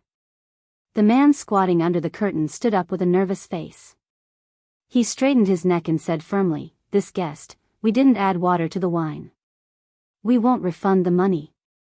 Su Fengnian said with a serious face, "There's something wrong with this wine." Huang Cheng was confused. Ning Zong and Duan Chun and thought that the wine was poisoned.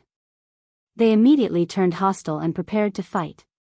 Su Zhan, who was a little further away, also clenched his stick.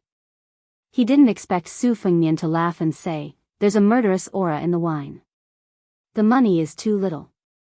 The sturdy man who had been the innkeeper of Longwei Slope for many years was confused. Su Fengnian threw another ingot of silver.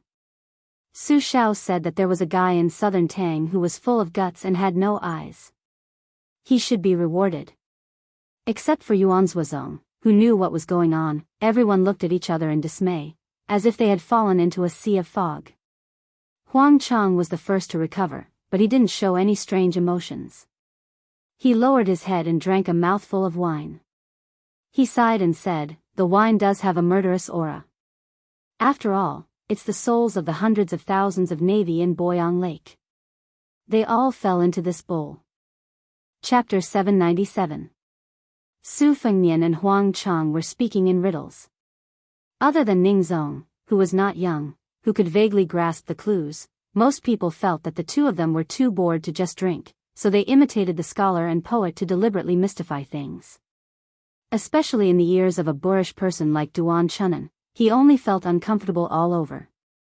He treated it as a passing wind and lowered his head to drink. Drinking more was more profitable.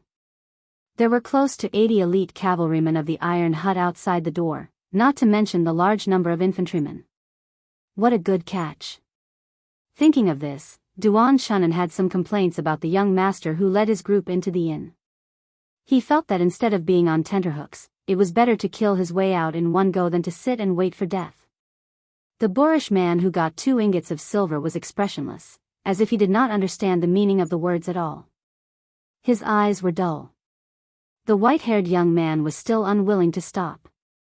He drank and laughed. After recruiting the Dongyue Navy Admiral Gu Zhuan, the Liang Navy was like a tiger that had grown wings. They were unstoppable.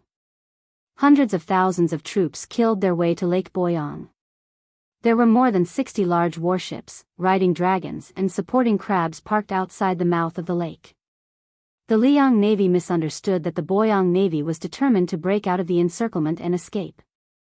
Every division fought for military merit, so the heavy and difficult-to-float riding crabs and supporting crabs were parked outside the river and only allowed the light and agile boats to sail into the inner lake.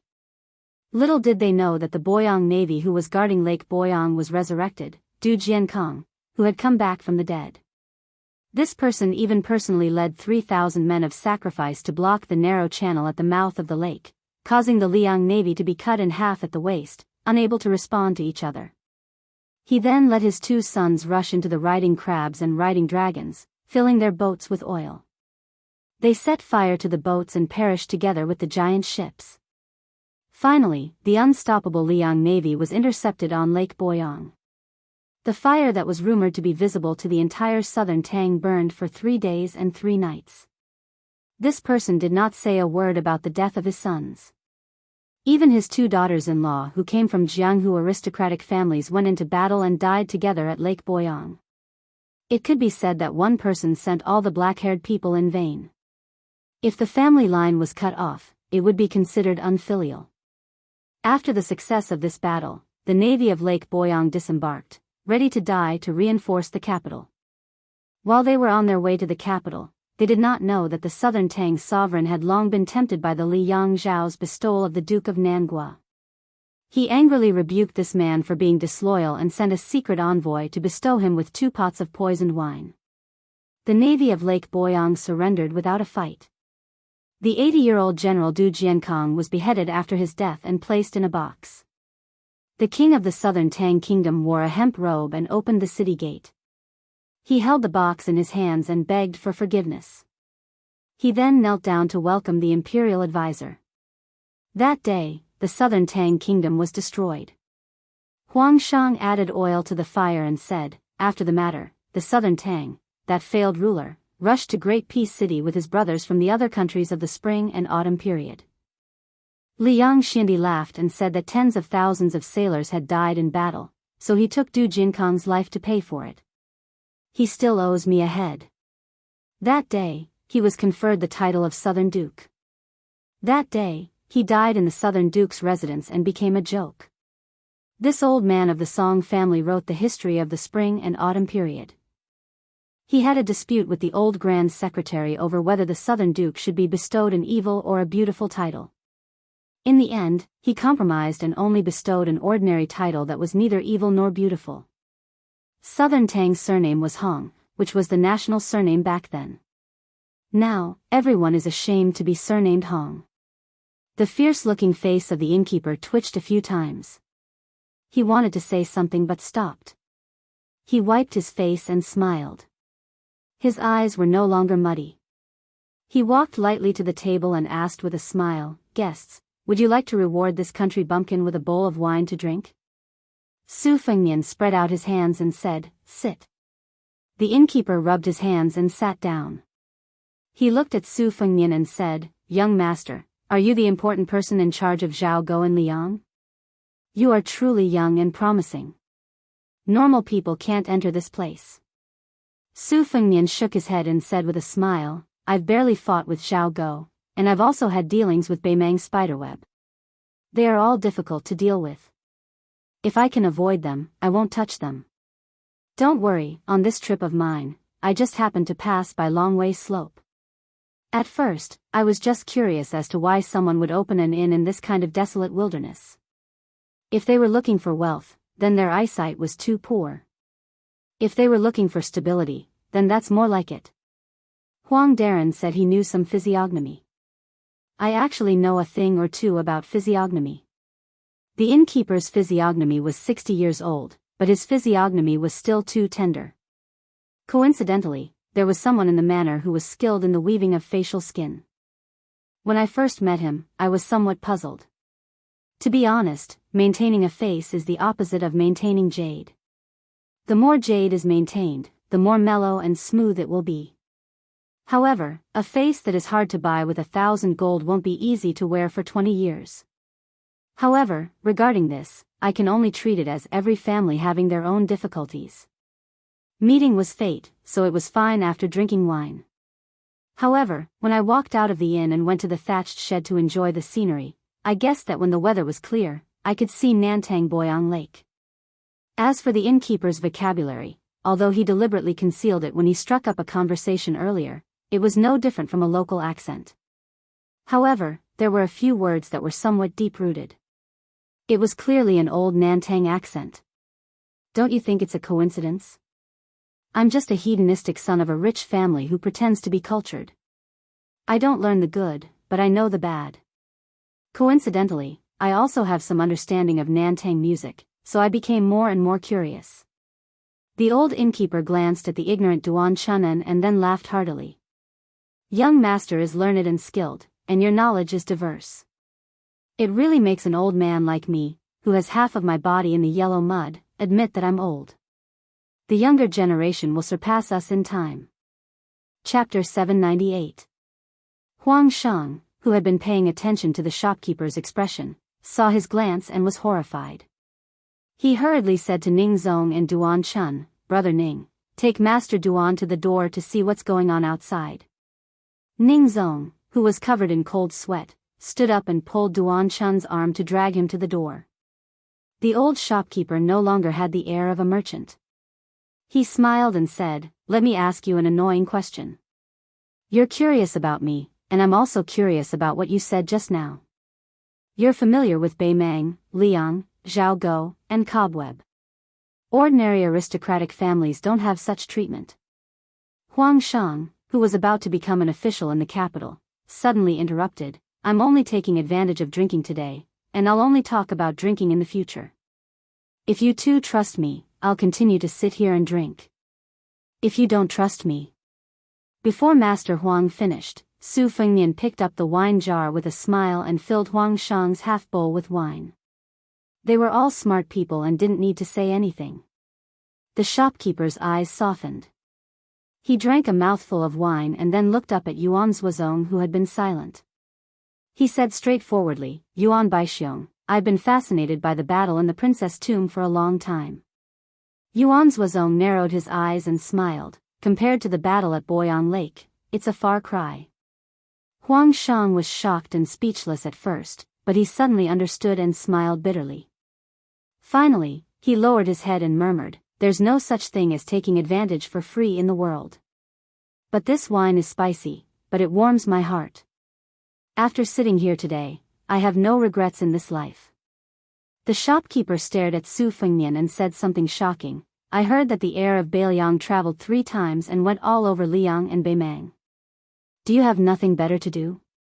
Young Master Su, can you explain a little to me? Su Fengnian stopped drinking and tucked his hands into his sleeves. In the beginning, I was fleeing. Later on, I wanted to take a look around. I wanted to walk the path that old man had walked all those years ago and take a look at the great country that he had conquered. As for why I went to Northern Mang, if I were to really talk about it, this half-full jar of wine on the table is not really enough. The shopkeeper shook his head and said, there really isn't any wine left. He rubbed his face and sat next to the window. He looked out the window and chuckled softly, looking at the great lake of Southern Tang, below the 9-story tall building, connecting all 8 directions and holding up half of the sky. Good mountains and good waters greet me from the bottom of my eyes. His accent remained unchanged. When the wind is clear and the clouds are broad, with a few jars of inferior wine, we discuss the affairs of the 2 dynasties, moving unhindered through the annals of history. Wouldn't it be delightful to eat and drink all the blocks in one's chest? Isn't that great? Su Fengnian said softly, merits and demerits are recorded in history. Good and evil can only be judged by the king of hell. Huang Shang, who was supposed to be quiet, drank a bowl of wine and wiped the corner of his mouth with his sleeve. He sighed and said, the history of each dynasty is only written in the hearts of the emperors. The winner is the king and the loser is the bandit. Only 5 words. The old shopkeeper repeatedly murmured the 2 words, loser is the bandit. Unexpectedly, tears flowed down his face. He suddenly raised his head and drank all the wine and tears in the bowl. It doesn't matter if great ancestor Gu's whole family died. In the end, there were still some elders of Southern Tang who said a few good words. Since ancient times, how many emperors who sat on the country would rather be ashamed of their ancestors and the people? The world said that before Du Jiankong drank the poisoned wine, he stomped his feet and cursed the previous emperor for being muddle-headed. Nonsense. They said that before Du Jiankong died, he would cut off his own eyes and throw them into Boyang Lake so that he could open his eyes and see the previous emperor's miserable end. Nonsense. The world said that great ancestor Gu led the army to fight outside Southern Tang's territory and was enough to protect Southern Tang for 20 years. Nonsense. What a good and evil King Yama. What a winner is the king and the loser is the bandit. Great ancestor Gu struggled at death's door for 20 years. Today, he heard these 2 words. Su Fengnian stood up and said calmly, Su Fengnian of Biyao greets General Gu. Su Shao once said that great ancestor Gu was full of guts. South Gu was far better than North Gu. He was the Li Chungang of the imperial court. Master Li Yishan also praised General Gu's Ashes collection of martial arts. It was called the best military book in the contemporary era. It was better than the ancients. The old shopkeeper shook his head and said nothing. Huang Shang put down the bowl and asked softly, someone in the capital said that Beimang can't enter the Central Plains. Is it true? Su Fengnian was about to speak when Yuan Zuozong sneered behind him, Master Huang, do you know that Beiliang's soldiers sent you off 600 times? Huang Shang smiled, I heard a little about it. I didn't believe it before. Su Fengnian turned his head and said, Second brother Yuan, I'll give you half a bowl of wine. Yuan Zuozong smiled and left. He walked out of the inn and said, it's enough. Huang Shang's expression changed slightly and he sighed softly. Great ancestor Gu, who hid his identity as a shopkeeper, rubbed his temples. There was a knowing smile in his eyes. Su Fengnian's next words were like throwing a huge rock into the lake. Beiliang's infantry still lacks a deputy commander. General Gu has received 2 ingots of silver. You have to give me an explanation. As for Master Huang, don't go to the capital to die. You can choose a civil official position in Beiliang. It was not up to Lord Huang to decide whether to go or not. Su Fengnian was determined to use force before courtesy. Even if he had to knock him unconscious, he would still tie him up. Anyway, the soldiers of the Iron Hut died because of you. Even if Master Huang jumped into Boyang Lake 100 times, he wouldn't be able to clear his name. It's better to go to Beiliang with me. Great ancestor Gu laughed, you're straightforward. You're worthy of being Su Zhao's son. I like you. Let's make things clear first. You get what you pay for. What deputy commander? What infantry commander? Let that Yan Wenluan, who squats in the latrine and doesn't shit in it, do odd jobs for me. Huang Shang said helplessly, then I beg His Royal Highness to knock me out first. Su Fengnian put his hands in his sleeves and smiled like a fox. Chapter 799. The fire on the Dragon Tail slope burned the simple inn and the corpses of the soldiers. Su Fengnian squatted at the side and spread his hands lazily to warm himself. Looking at the ashes on the ground, he could not help but think of great ancestor Gu's military book, Ashes. There were 16 volumes, which detailed ancient and modern strategies, the situation of the territory, the importance of public lands, naval warfare, river defense, and many other elements. It first proposed that the land was the foundation of the country's military strategy, and gave an incisive overview of the world. Xiangfan was the land of the world, and Biyao was the land where lions hunted rabbits. In fact, they all came from the same ashes. Secondly, the situation and the imperial government complemented each other, and neither could be missing. Especially the emphasis on the exploration of mountain sand mines, it could be said to be all-encompassing. Li Shan's vision was very high, and he sincerely admired Ashes, praising it as a new paradise for the military strategists of later generations. Unfortunately, the Southern Tang dynasty collapsed, and half of the 16 volumes were confiscated by the national treasury. Most of them were pocketed by Gu Jiantang, and the remaining 8 volumes were scattered among the people. Biyao only had 3 volumes. When Su Fengnian was young, he was often punished by Li Shan to copy miscellaneous books. The 3 volumes of Ashes undoubtedly made him suffer a lot. At that time, he would never have thought that today he would be drinking at the same table with the military book's author, and that they would return to Biyao together. If they met earlier, perhaps his master would have had another drinking buddy. Hu Chunya stared blankly at this sloppy guy. Not only did he order his retainers to kill the Dragon Tail slope, he even had the mood to leisurely warm himself by the fire. Why didn't he hurry up and run away? She did not even have a good impression of this guy in white. After escaping from death, she did not even think of thanking him, let alone repaying his kindness. She just felt that he was not pleasing to the eye. It would be nice if she could step on his snow-white body a few times and leave a few black mud marks on the soles of her shoes. However, Hu Chunya subconsciously glanced at the 9-feet-tall man not far away. It was this person who walked out of the inn. After a few sips of wine, it was completely quiet outside. He dragged the corpse of the Iron Lu City's master archer general into the burning inn like a dead dog. Seeing this, Hu Chunya, who was hiding in the thatched shed, almost vomited. As for the young Li Huier, who was ignorant of worldly affairs, his eyes were wide open from the beginning to the end, foolishly watching people collect the corpses. He firmly believed that this group of elite armored soldiers had been punished by the heavens, and refused to believe that they had been killed by humans. The hut was not burned down. Great ancestor Gu and Huang Shang stood in the hut and looked to the south together, sighing. Birds of a feather flocked together. Ning Zong, Su Zhan, and the woman surnamed Zhou naturally gathered together. The woman took advantage of the fire to retrieve her sword. Her hands were badly mangled, but fortunately, her muscles and bones were not injured.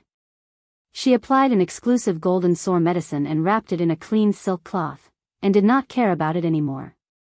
No matter if one traveled alone or in a group, gold, silver, and soft goods were a necessity in Jianghu. The delicate bottle to hold the ointment was even more indispensable. The woman surnamed Zhou was not old, but she was already experienced in Jianghu. She relied on herself to reach the 3rd level of strength. For a woman who could not be said to have any family inheritance, it could be said to be a miracle. Hu Chunya had always been rude when speaking, and this time was no exception. She heartlessly asked a question that made Ning Zong's eyelids tremble. Will this guy kill us to silence us? The woman surnamed Zhou put her palm on the sword hilt and remained silent. To a swordsman, a sword was not only a lover's beauty, but also a lover's love. Sometimes, it was also a strict senior. Looking at a sword was like looking at a person, reminding people that Li Chungang once held a wooden horse and ox with a sword. Dong Tai also twisted a peach branch like holding a sword, and the 9 swords of the Wu family held a sword until they died in the wilderness of Beimang. In Jianghu, there were many sabersmen who turned to swordsmanship, and few swordsmen who turned to other weapons. Practicing swordsmanship from childhood to old age, they stuck to one thing until death. Even if they could not achieve anything in their lifetime, they would not abandon the sword midway. Although Su Zhan's family had declined, a dead camel was still bigger than a horse, and his family was still not thin. His father, Su Dachu, wrote the Observing Skills scripture, which could be said to be a comprehensive collection of staff techniques. When the Su family of Lianghuai was mentioned, even the bandits who disregarded human life would give them a thumbs up. It was only because it was said that when Su Dachu was young, he was fortunate enough to meet the spear immortal Wang Xiu. At that time, the famous great guru saw that Su Dachu's foundation was not bad, and taught him a secret formula. In the eyes of the Wulin people of Lianghuai, it was tantamount to building a friendship with a real immortal on the earth. It was just that fortune and misfortune came together. After Wang Xiu was killed by Chen Jibao, the foundation of the Su family, which had been relying on the spear immortal for many years, began to decline day by day. It was no longer the same as before. Su Dachu died depressed, and Su Zhan was used to seeing the fickleness of human nature, so his temperament became colder. Compared to Hu Chunya's pure disgust, which came from instinct, Su Zhan had a few more hidden feelings of jealousy and reverence for that enigmatic young master. However, he did not want to be noticed by Zhou Qinghuai, so he was suffocating. Zhou Qinghuai said calmly, "I only heard that Master Huang will not be going to the capital for the time being, and will be going to Shangyin Academy to visit a friend. I don't trust this group of people, so I will accompany them. Uncle Ning and young Master Su, what do you plan to do?" Chapter 800. Ning Zong shook his head. He didn't dare to puff himself up at his own cost. More than 100 of his soldiers had died and all his belongings were there. He had to hurry back to remedy the situation. Since Sir Huang was safe for the time being, Ning Zong wasn't so chivalrous that he didn't care about the survival of his family. Ning Zong didn't hide it and said directly, "Qinhu, I can't go to Shangyin Academy with such a big thing happening." Su Zhan said in a low voice, "Uncle Ning, don't worry. I'll do my best to protect Sir Huang with Qinhu." Ning Zong was relieved and patted Su Zhan's shoulder. Hu Chunya said excitedly, "Sister Zhou, young Master Su, you can come to my house." Ning Zong smiled. The reason why he had brought this girl along this time was partly because she had insisted on joining them, and partly because Ning Zong had a plan in mind. Hu Chunya was the only daughter of the Kaisher Mountain's master. The Kaisher Mountain had a high prestige in the Lianhuai region, and was second to none in the Zhejiang region. Zhao Hongdan of the Kaisher Mountain wielded the drunken sword, and when she sparred with others, she liked to drink. The more intoxicated she was, the better her swordsmanship would be, and it was rare for her to meet a worthy opponent. She had the strength of level 3, which was equivalent to one of the 6 assistant ministers in Jianghu. Hu Chunya didn't follow Zhao Hongdan's surname because the real master of the Kaisher Mountain was Zhao Hongdan's wife, Hu Jingxia. She was a famous tigress. Hu Chunya's grandfather was an elder of the southern Tang dynasty who had retired from Zhejiang. During the Spring and Autumn War, he had led thousands of soldiers. He was ruthless and killed people like flies. Zhao Hongdan was considered to have married into the Hu family of the Kaisher Mountain. After hastily burying the old servant who had served Sir Huang for many years, Ning Zong cupped his hands and bid farewell to everyone at the bottom of the Dragon Tail slope. He rode straight to the south while Duan Chun and rode to the north to report. Previously, Yuan Zuozong deliberately left a few war horses behind and did not send them to the King of Hell's palace. Now, they came in handy. Su Zhan, Zhou Qinghu, Hu Chunya, and Su Fengnian, great ancestor Gu, Yuan Zuozong, rode 2 carriages. Huang Chang and the young man, Li Huai, rode in the same carriage. Lu Song was the coachman of this carriage, while the kamikaze warrior, Wu, drove the other carriage. Wang Lin was unwilling to sit in the carriage, so he sat behind the young man and muttered, saying that the woman surnamed Zhou's buttocks were like the full moon, and her eyebrows were raised.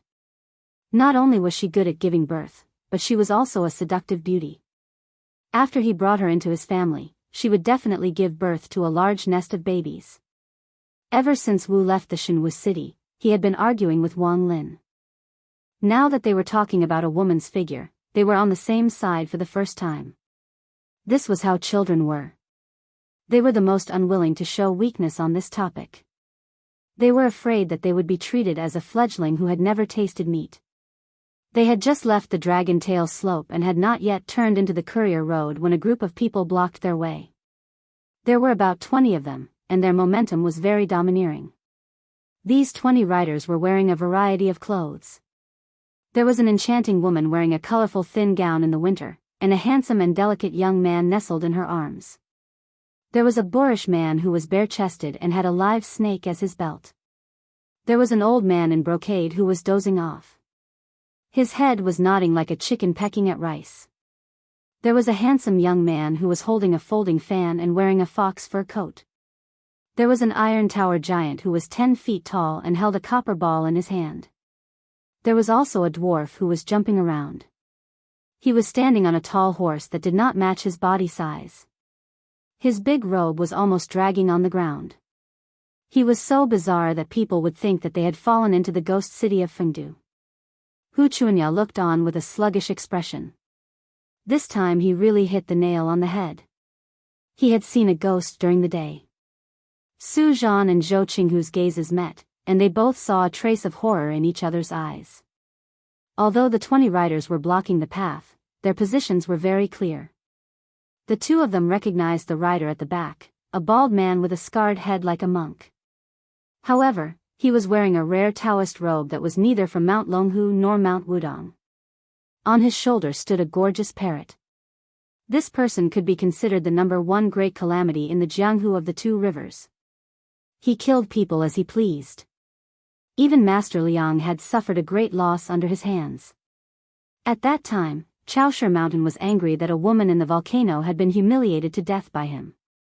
They did not hesitate to mobilize all of their forces, mobilizing 100 light cavalry servants. However, even Zhou Bao and Zhou Qinghu were unable to do anything about it. However, this kind of troublesome devil was only stopped at the back of the 20 riders. Everywhere in the Jianghu, one's seniority was determined by how much strength one possessed.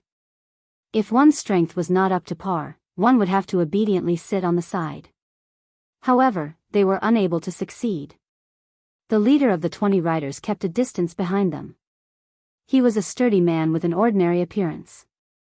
Whether it was his appearance or adornment, he was not eye-catching.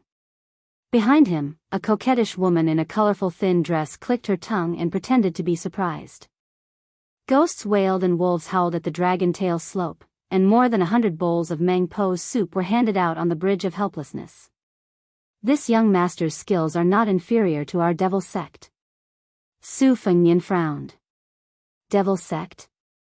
60 years ago, the great immortal Qi Xuanzhen had single-handedly wiped out 6 devil sect celestial demons on the devil-slaying platform. It was earth-shattering. Since then, the devil sect, which was at its peak, had been unable to recover. Like a rat crossing the street, they only dared to act sneakily. How did they manage to gather such a large group of disciples today? Could it be that they were trying to recruit him into the devil sect? Could it be that after hearing that Hong Shixiang, the reincarnation of Qi Xuanzhen, had committed suicide, these guys really thought that it was time for them to make a comeback? Su Fengnian gently squeezed the horse's belly, and the horse's hooves were light. He asked with a smile, "What? You want me to be the leader of your devil sect? You have good taste." Chapter 801. Hearing Su Fengnian's arrogant words, the woman was like a fox demon coming out of an ancient temple deep in the mountain. Her delicate hand pushed away the pale green youth in her bosom, who was as handsome as a woman. She held her chest and pretended to be resentful. Her charming eyes were like silk as she said, "Nujia doesn't mind Gongzi becoming the cult leader, but Nujia's words carry little weight. I can't keep my word." Su Fengnian's horsemanship was exquisite, even if he did not wave the whip with both hands in his sleeves, the warhorse still stopped as if it had a tacit understanding. With a mocking smile he asked, "Your devil cult has dominated the Jianghu for 100 years, but your vitality was greatly damaged by Qi Xuanzhen alone. For the last several decades you have been like a stray dog. I heard that even the second-rate schools dare to ride on your head and defecate and piss. What good will it do for me to be the cult leader who doesn't live up to the name? Don't tell me I have to pay for your basic necessities. Look, your auntie can't even afford to buy thick clothes. And that poor man holding the copper ball, his upper body is bare. And then there's that parrot behind him, let me see, its breed is not good. It's a primrose that costs only several hundred taels of silver. If it were me, if I wasn't the Shi-Fei, who can't be bought with 100 taels of gold, how could I have the face to roam the Jianghu?" Hu Chunya rolled her eyes and angrily said, "This fellow really doesn't know life from death. He's a jinx. If it weren't for him, we wouldn't have run into this group of big devil heads." The fox-like woman who was called Auntie smiled sweetly and sweetly said, "Auntie is too poor to wear warm clothes, but don't I still have you, Gongzi? Let's go back and find a mandarin duck brocade quilt to cover ourselves. We'll be honest with each other and snuggle for warmth." Hu Chunya, whose face was flushed, spat with all her strength, "What a shameless slut." The handsome youth in the woman's bosom seemed to have knocked over a jar of vinegar, but without waiting for him to speak, the plump woman quietly stretched out her hand and dug her nails into his cheek. The pain was so severe that he immediately kept quiet out of fear. The woman was looking at Su Fengnian with a face full of spring, but as soon as she turned her gaze, she quickly turned to glare at the young girl Hu Chunya with a cold murderous intent. She lifted her sleeves and rolled up a strand of hair on her temples. A beautiful butterfly appeared in front of Hu Chunya's eyes. The young girl was pleasantly surprised, but without thinking, she wanted to grab this adorable plaything with her fingers. However, Zhou Qinghu, who was beside her, quickly pulled out his Qinghong sword and slashed the butterfly into 2 halves. However, the butterfly that should have died did not fall to the ground. Instead, one died and the other 2 came back to life, turning into 2 butterflies that fluttered their wings and pounced towards the young girl. Only now did Hu Chunya realize the severity of the situation and hurriedly reined in the horse to retreat. Zhou Qinghu's expression was grave, he changed from slashing to slapping. The sword collided with the butterfly, unexpectedly producing 2 muffled peng sounds. The butterfly did not die, it bounced back several feet and leisurely returned. The woman laughed so hard that her chest shook violently. She looked more and more like a fox spirit that had cultivated into a spirit. She reminded with a smile, "This maiden who uses a sword, even if an ordinary sword can cut through iron like mud, it can't kill the laughing silly butterfly that I've carefully raised. If it's not a Taoist sword, don't waste your energy. A good girl like you shouldn't practice the sword. Don't you know that all the men in the world have swords hanging on their waists? That sword is the real good sword. Alas, it's a pity that you haven't tasted it and don't know how powerful it is. After tasting it a few times, you'll definitely feel like dying. You'll tactfully beg for mercy and willingly admit defeat." The woman turned her head to look at Su Fengnian and asked, "Young master, don't you think so?" The leader of the horsemen said flatly, "Enough." The woman playing with the butterfly immediately shut her mouth. The horseman who had the least presence of an expert in the devil cult looked at Su Fengnian and said, "I'm Lu Linggui, the right protector of the so-called devil cult. This time, I'm under the orders of the cult leader to welcome young master into the cult." Su Fengnian laughed and said, "Zhulu Mountain has been without a leader for more than 60 years. How come there's a new master? The Zhulu Mountain is like a temple, with 2 kings and 4 dukes and marquises. The 6 of them have always boasted of being external demons, and you protectors are merely lackeys who serve them tea and water. It seems like the Zhulu Mountain sincerity is not enough." Lu Linggui, the devil cult's protector, did not get angry. He said calmly, "As long as young master enters the mountain, you can be directly conferred the title of Marquis if nothing unexpected happens. As long as you make a great contribution to Zhulu Mountain in the future, the day of being conferred the title of king is just around the corner." It seemed that this was the first time that the horseman behind Lu Linggui heard about this. When they looked at Su Fengnian again, their eyes were filled with sincere envy and respect. Even the old man in brocade clothes who was dozing off suddenly opened his eyes. When the devil cult was at its peak, it was rumored that there were 30,000 people. There were many talents and experts. It was said that they could compete with a small country. The Jianghu 60 years ago was the history of the righteous faction fighting with Zhulu Mountain to the death. Almost 70 to 80% of the Wulin Alliance chiefs in history died in the hands of the devil cult. After one died, another was elected, one after another. Later, this popular position became a chicken rib that all the Jianghu people knew well. Chao Chengqing's drunken shouting and taking off his boots, Li Chuangang's sword, Dong Tai's donkey riding to see the world, and Wang Xianji's second in the world. These outstanding figures gave the younger generation the feeling that there were so many beauties in Jianghu. Every time they thought about it, their minds would waver. As for the big and small demons involved with Zhulu Mountain, they seemed to have a lot of bad deeds. They either drank people's hearts and livers, plucked yin to nourish yang, or killed an entire family with a snap of their fingers. This was especially true for the past leaders of Zhulu Mountain and the 6 sky demons.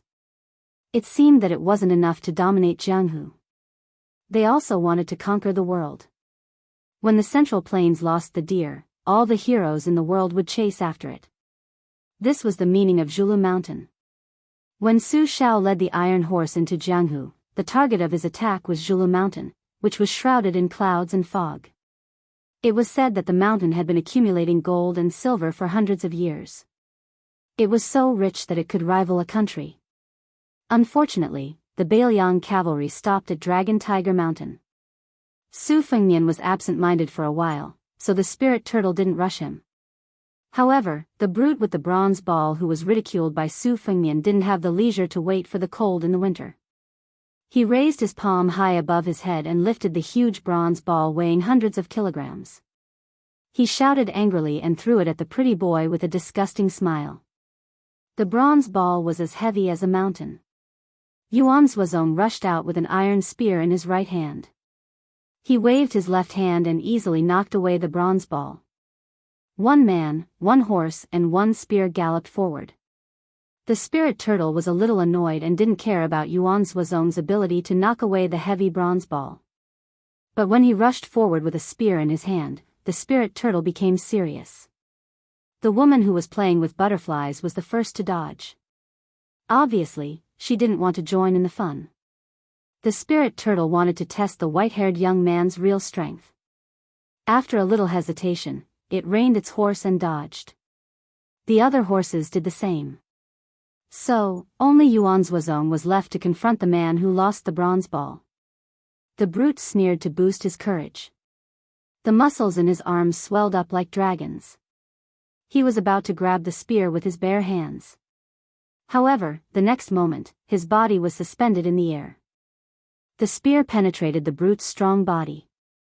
Not only that, but the huge force also knocked him off the horse and lifted him in the air. The strong brute fell to the ground and died. Yuan Zuozong with the spear turned his horse around in the encirclement of the demons. No one dared to provoke him. Hu Chunya opened her mouth in horror. That's it? Shouldn't the demons beat the white-haired young man until he was rolling on the ground? Su Zhan's eyes were strange. There was an ancient saying in Jianghu that said 3 parts of the stick technique and 7 parts of the spear. The stick, and the spear were all connected. Generally speaking, the spear was a line, and the circle was wonderful. The stick could hit a large area, and it was like torrential rain. Su Zhan had been immersed in the stick technique for many years. His father's generation was famous in this area. For the casual spear of Yuan Zuozong, there was nothing unusual about it. However, Su Zhan knew the meaning of this spear. It was the peak state of the observing skill scripture of his father, Su Dachu. People who practiced martial arts were always confused by the dense and complicated moves in the secret manuals. However, once they crossed the threshold and broke through the paper window, it became easier and easier to understand. There was no need to memorize many words, and there was no need to use hundreds of fancy moves. When a master faced an enemy, life and death were often decided. The living would have a bad reputation, and the dead would be reincarnated. The spirit turtle was indifferent to the dead man. He praised indifferently, "No wonder you are known as the most powerful General Yuan Baixiong on the spring and autumn horse." Yuan Zhuozong pulled the spear and retreated slowly. He was unparalleled. Even Hu Chuanya, a girl who was obsessed with insignificant things, was in a trance. He was so cool and unrestrained. She continued to curse in her heart. It was really a pity that such a valiant hero was actually a servant of someone who only knew how to talk fast. Su Fengnian laughed. "Fortunately, Wang Xiaoping of Wudong is not here. Otherwise, none of you can leave." As he spoke, a middle-aged Taoist with a brand new peach-wood sword appeared behind the 20 riders. After the battle in Divine Martial Arts City, the elusive Wudong sword maniac had set up a formation as if he was the oriole behind the mantis. Su Fengnian laughed shamelessly. "I said I was a jinx. Sure enough, it comes true every time." The Taoist was 1 foot tall, and the devil was 10 feet tall. But today, the Taoist was 3,000 feet tall.